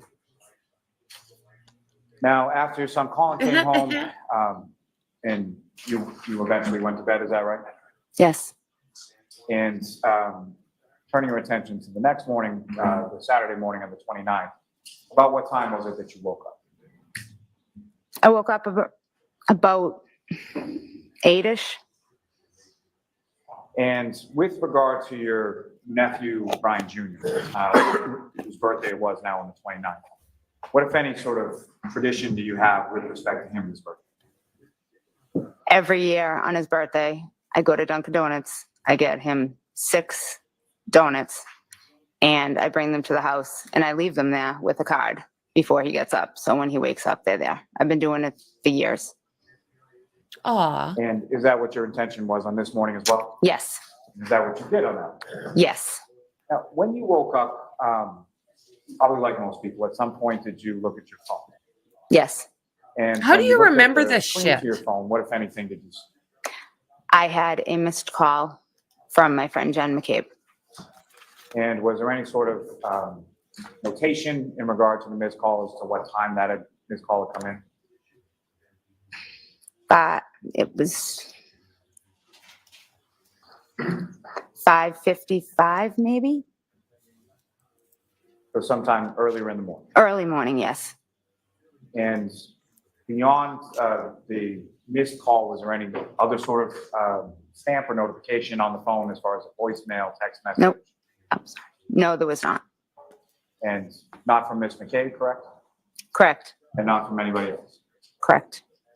And at any point in time on that morning over the phone, did you speak with Ms. McKay? No, I did not. And did you call her? So you didn't call her back or anything like that? I did not.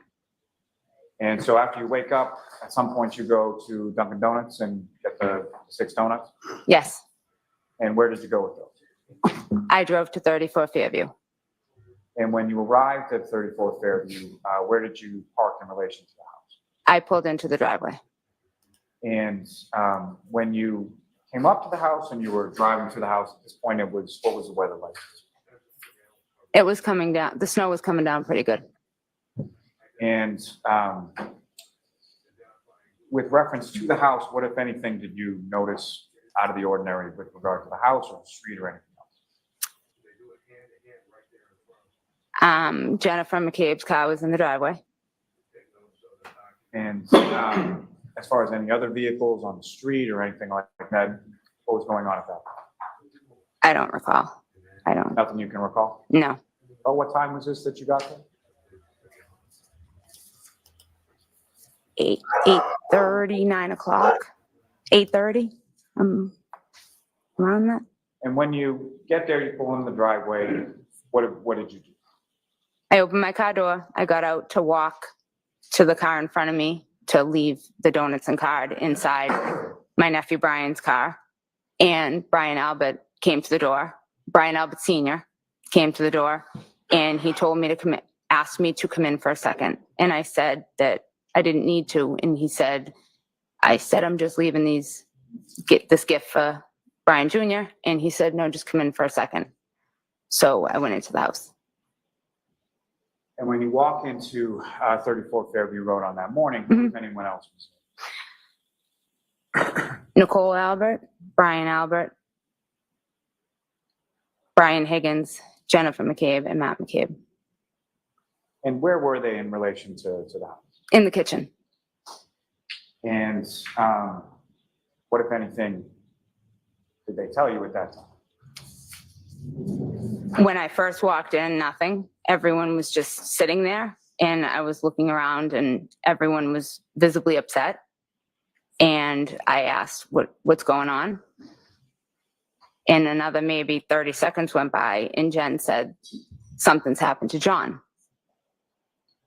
And I said, John, she said, John O'Keefe. And I said, is he okay? Objection. No, I'm going to allow it. I said, is he okay? And she said, we don't know. And that was that.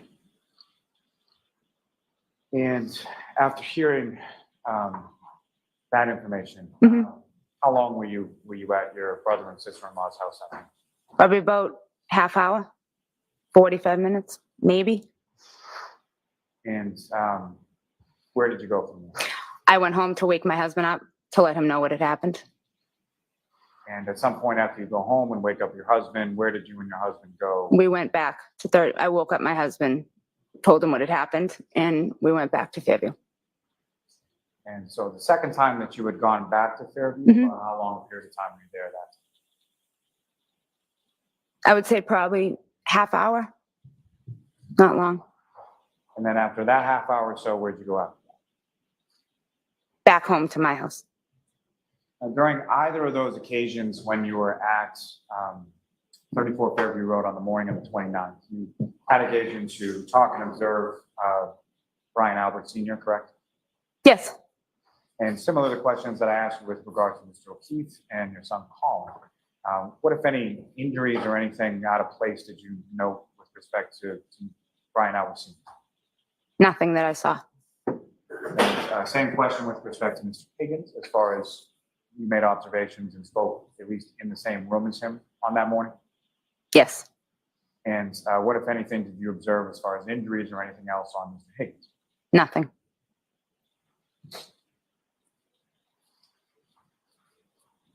They beat the crap When out you of woke John, up, not the other way around. Your husband that next morning, your other two sons, being Colin and Dylan, they were at home still? Yes, they were at home still asleep. And with regard to when you went to Fairview, came back with your husband, went back to Fairview, and then came back again, were they still asleep? I don't remember.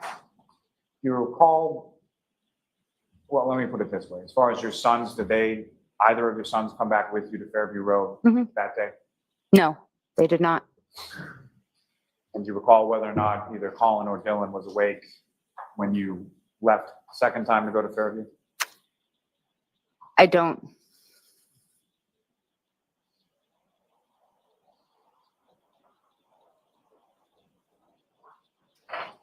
The bullshit that's coming out of these people is just unreal.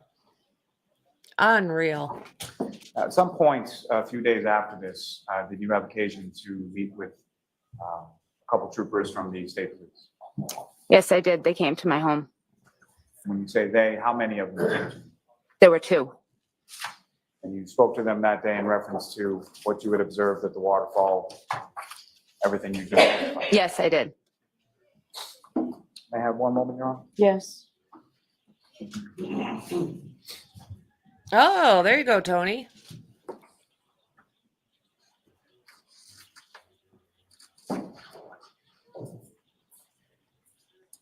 Good questions.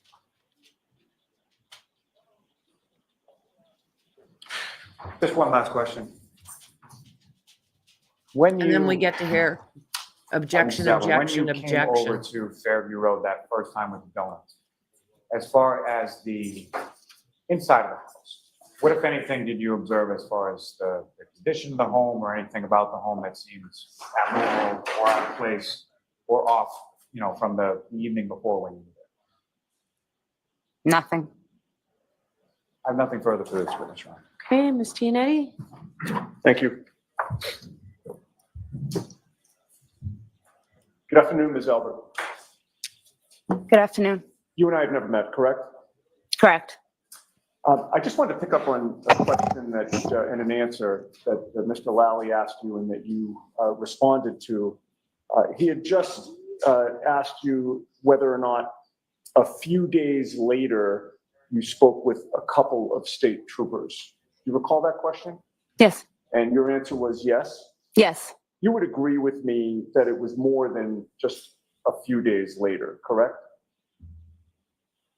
I It don't was recall. February 10th of 2022 that two state troopers came to speak with you and your husband, Chris, correct? Correct. And so we're talking about 13 days later, almost 2 weeks later, correct? If that was the date, yes, correct. Prior to February 10th, no investigator from this case bothered to talk to you or your husband, correct? Correct. Now, in terms of the two investigators who did come, you knew one of them quite well, did you not? I knew them. I wouldn't say quite well, but I knew them. Okay, and when you say you knew them, Him. I'm sorry, him. okay. And who was it that you knew? Michael Proctor. Michael Proctor was the brother of one of your close friends, correct? Correct.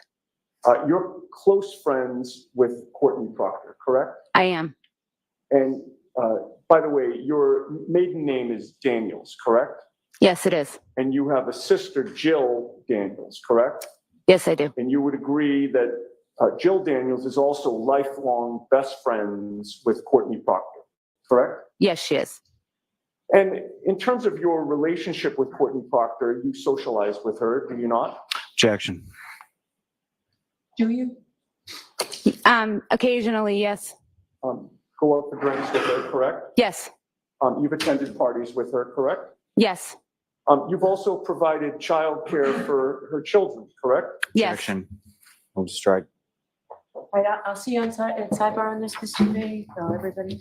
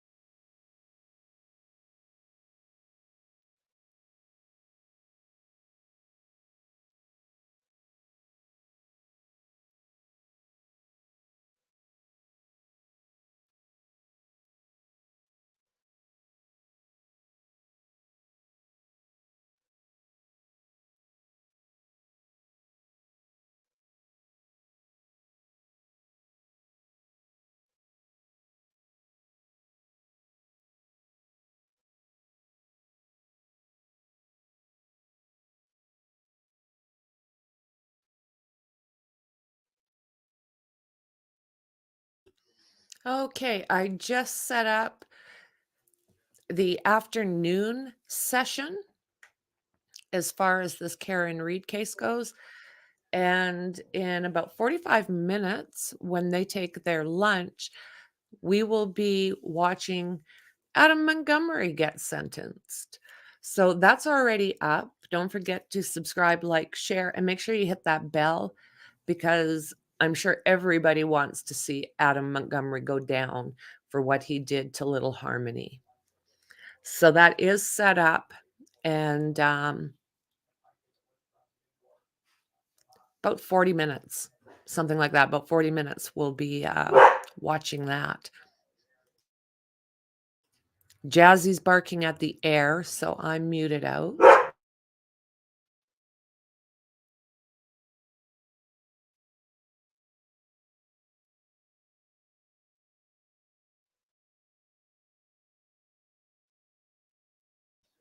Hey, Shauna, good to see you. Good to see you.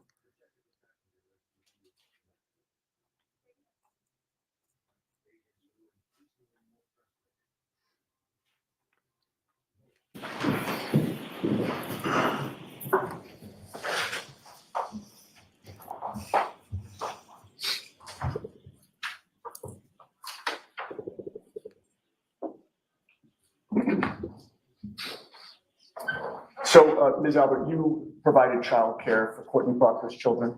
Objection. Need a time frame, Mr. Chairman. Have you ever provided childcare for Courtney Proctor's children? Objection. So you need a time frame.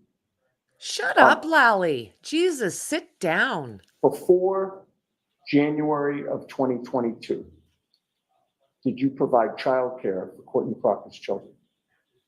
Yes. When?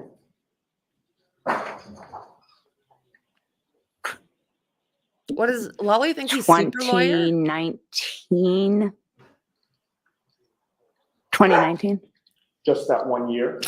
Yeah, it was pre-COVID. And then when COVID happened and everything shut down, I wasn't helping her any longer. Okay. And then occasionally after, I would help just on an as needed basis Okay. after COVID. And during that year of 2019, how often did you watch her children?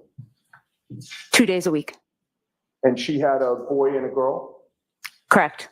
What were their names? Jack and Caroline. And Jack and Caroline were Trooper Proctor's niece and nephew, correct? Yes. The Proctor family entrusted you with the care of their children, correct? Objection. It's sustained as asked. You know that Michael Proctor is a state trooper, correct? Yes. You knew that he also was from Canton? Yes. You knew his wife, Elizabeth Proctor? Yes. And you were also aware that Courtney Proctor had recommended you to also watch Michael Proctor and Elizabeth Proctor's children, correct? Objection. Move to strike. That objection sustained. But you go back a long way with Courtney Proctor, correct? Correct. In fact, you were certainly at her wedding, correct? Objection. Sustained. Your son was a ring bearer at that wedding. Objection. All right, so we'll sustain that through this witness. You've spent time at Michael Proctor's childhood home, have you not? Yes. You've been to the pool at the Proctor's house, correct? Yes.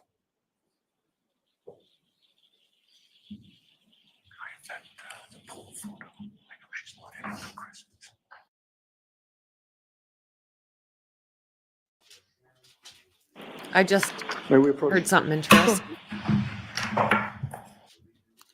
Did you guys just hear that? Someone said something about a pool picture because they know she's lying. Did you guys hear that? Oh, snap. Yeah, I heard it under somebody's breath. Did you too? I heard Mexi, or I seen Mexi, oh, snap. You don't want to get caught lying on the stand. That man just looks angry.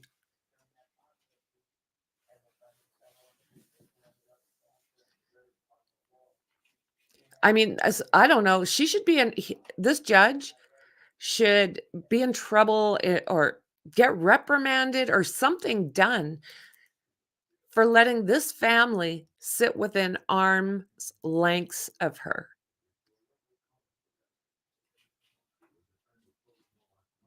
I just think it's disgusting. I don't know if she's innocent yet. I don't know if she's guilty yet. But what I see there is this judge is literally putting her in a very dangerous, dangerous situation. Yeah, he does. He looks like he could throw a hand too. Yeah, he makes me nervous.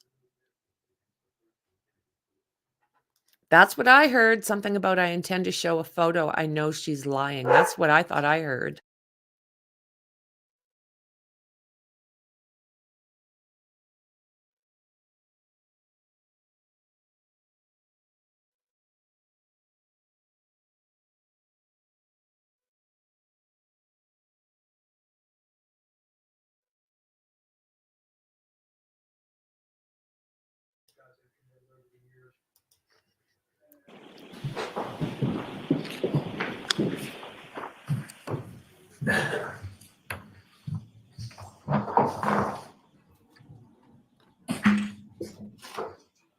How many times have you been to the Proctor's pool? Say maybe a dozen? And you've certainly taken your children there as well? Yes. Colin has been to the Proctor's pool? Yes. And you've seen Michael Proctor's mother and father at that pool, correct? Yes. You've seen Courtney Proctor and her husband at that pool, correct? Yes. You are very close with Courtney Proctor, correct? How would you define very? Well, I guess I'd ask you to define very close. Do you deny that you were very close with Courtney Proctor? No. Objection, Your Honor. No, go ahead. Next question. You got your answer. I didn't hear the answer. Go ahead, repeat that. Do you deny that you were very close with Courtney Proctor? No. Okay. You talk regularly, correct? Yes. You text each other, correct? Yes. You also talk by phone. Very rarely. Is it fair to, did you say very rarely you talk to Phone. Courtney Proctor by phone? Usually it's text. But do you stand by that testimony that you talk to Courtney Proctor very rarely by phone? Do we have a time frame? Do you mean now or do you mean then? Let me ask you this.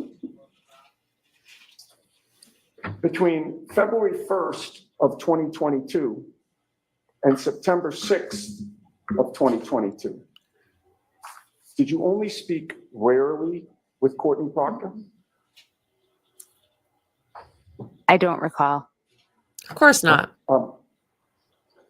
Were you using Courtney Proctor as an intermediary to communicate with Michael Proctor about this case? Objection. I'll allow it. No, I was not. Are you aware that between February 1st of 2022 and September 6th of 2022, you and Courtney Proctor spoke by phone 67 times? Objection. Were you aware of that? No, I don't know the exact count. Do you deny that you spoke 67 times? I don't deny it, but I don't recall the exact amount of times. Okay, so you don't deny that you spoke 67 times. You still want to maintain your testimony that you only talked very rarely with Courtney Proctor during that time period. I just don't remember the exact amount of times. Well, you know that my client, Karen Reed, was arrested in connection with this case on February 1st of 2022, do you not? I do. You spoke to Courtney Proctor that date for 12 minutes by phone, correct? I don't recall exactly. I don't remember exactly.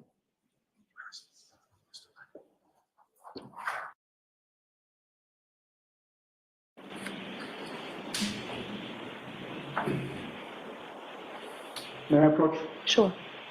Before I approach, Mhm. your memory's exhausted as to whether you spoke to Courtney Proctor that day, and if so, how long the two of you spoke? Yes. Sure.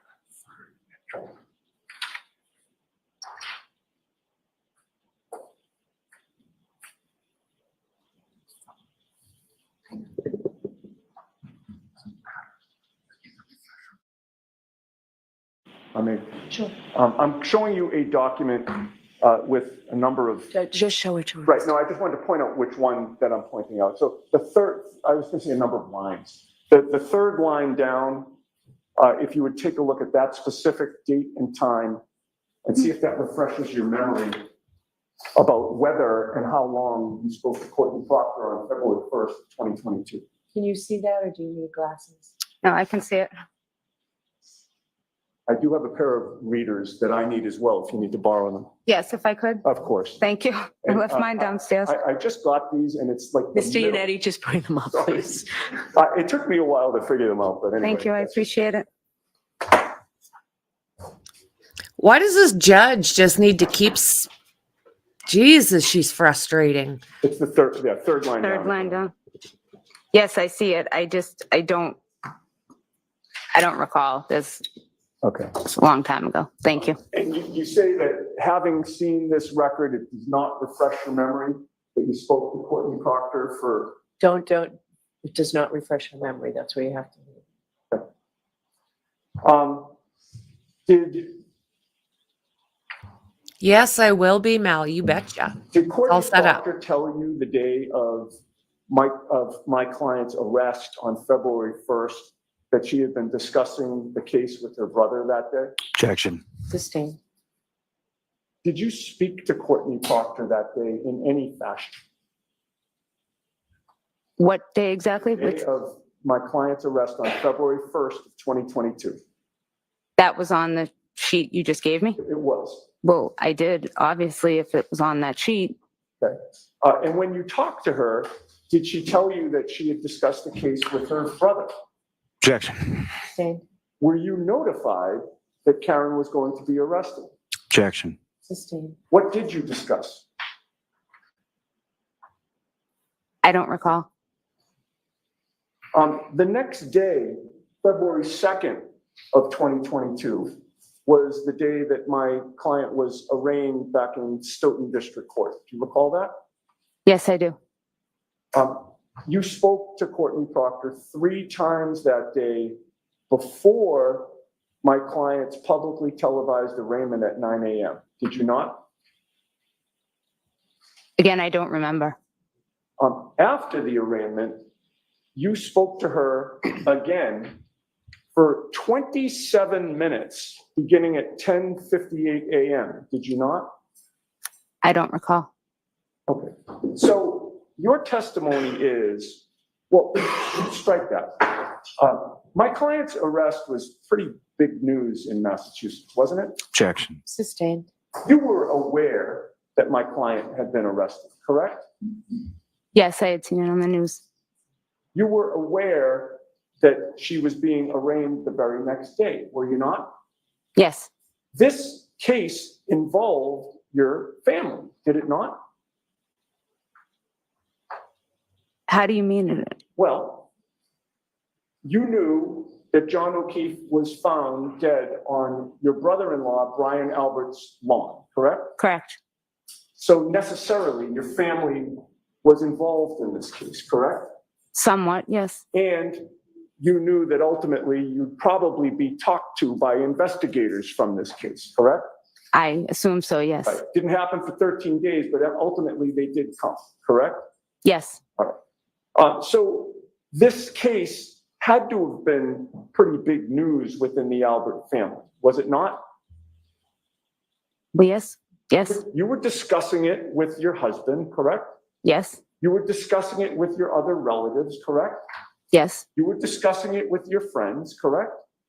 I don't know about my friends, but Okay. Yeah. So is it your testimony that with all of this going on, you confined your discussions about this case just to your specific family members?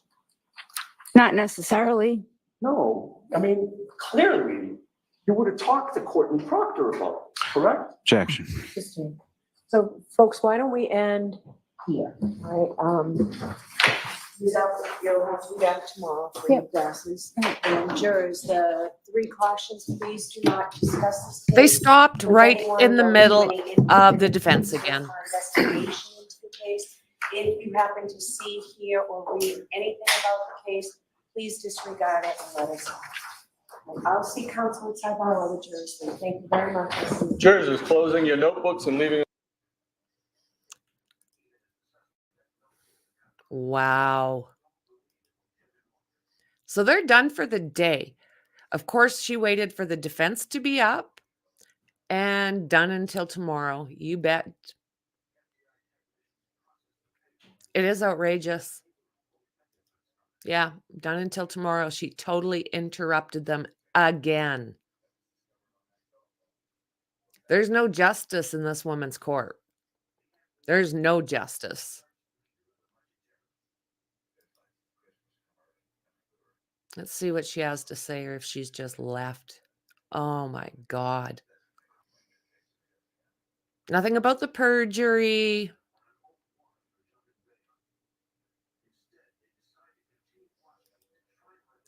She is wicked. She's evil to the core. She does this every single freaking time.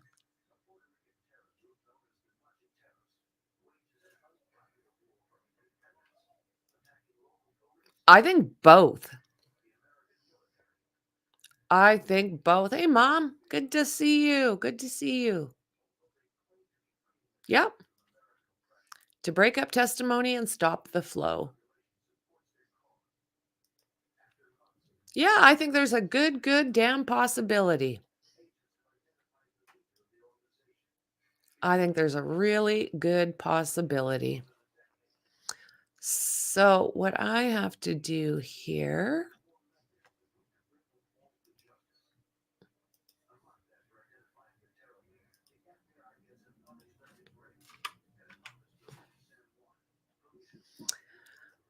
Okay, so guys, I am going to. Did I watch Heels in the Air? No. Should I?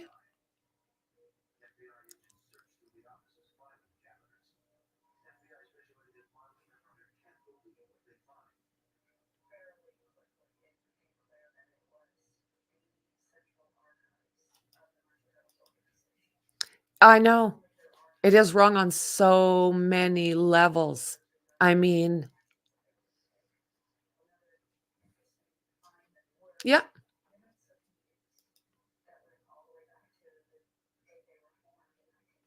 She passed away laser night.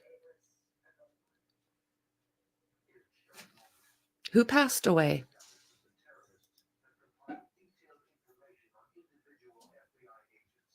She passed away last night. Who passed away?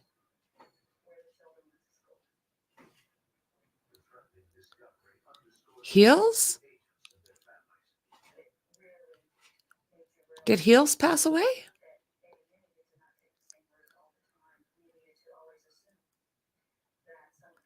Oh, no. What?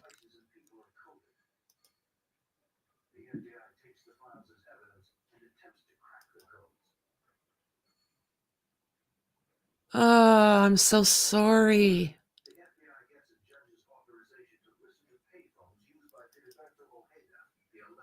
What happened?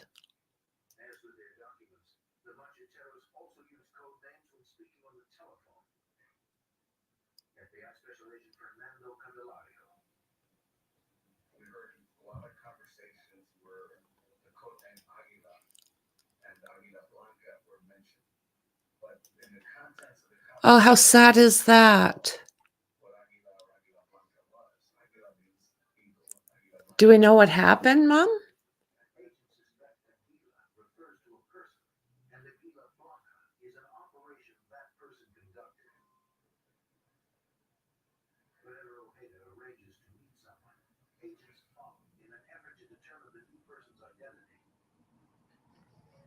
Prayers for her family. Oh my goodness.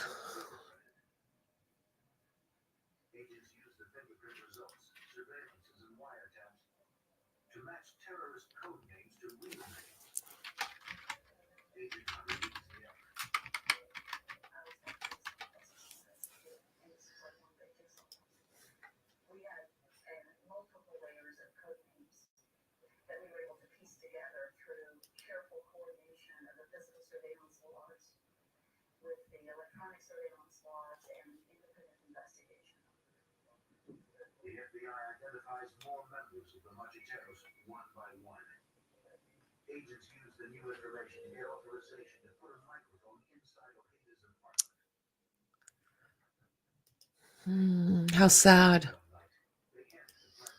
Well, guys, I am going to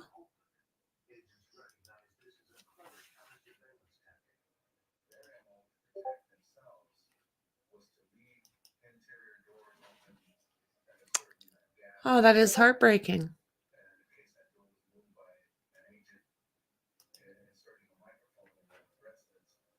Okay. See you tomorrow morning. All rise for the court, please.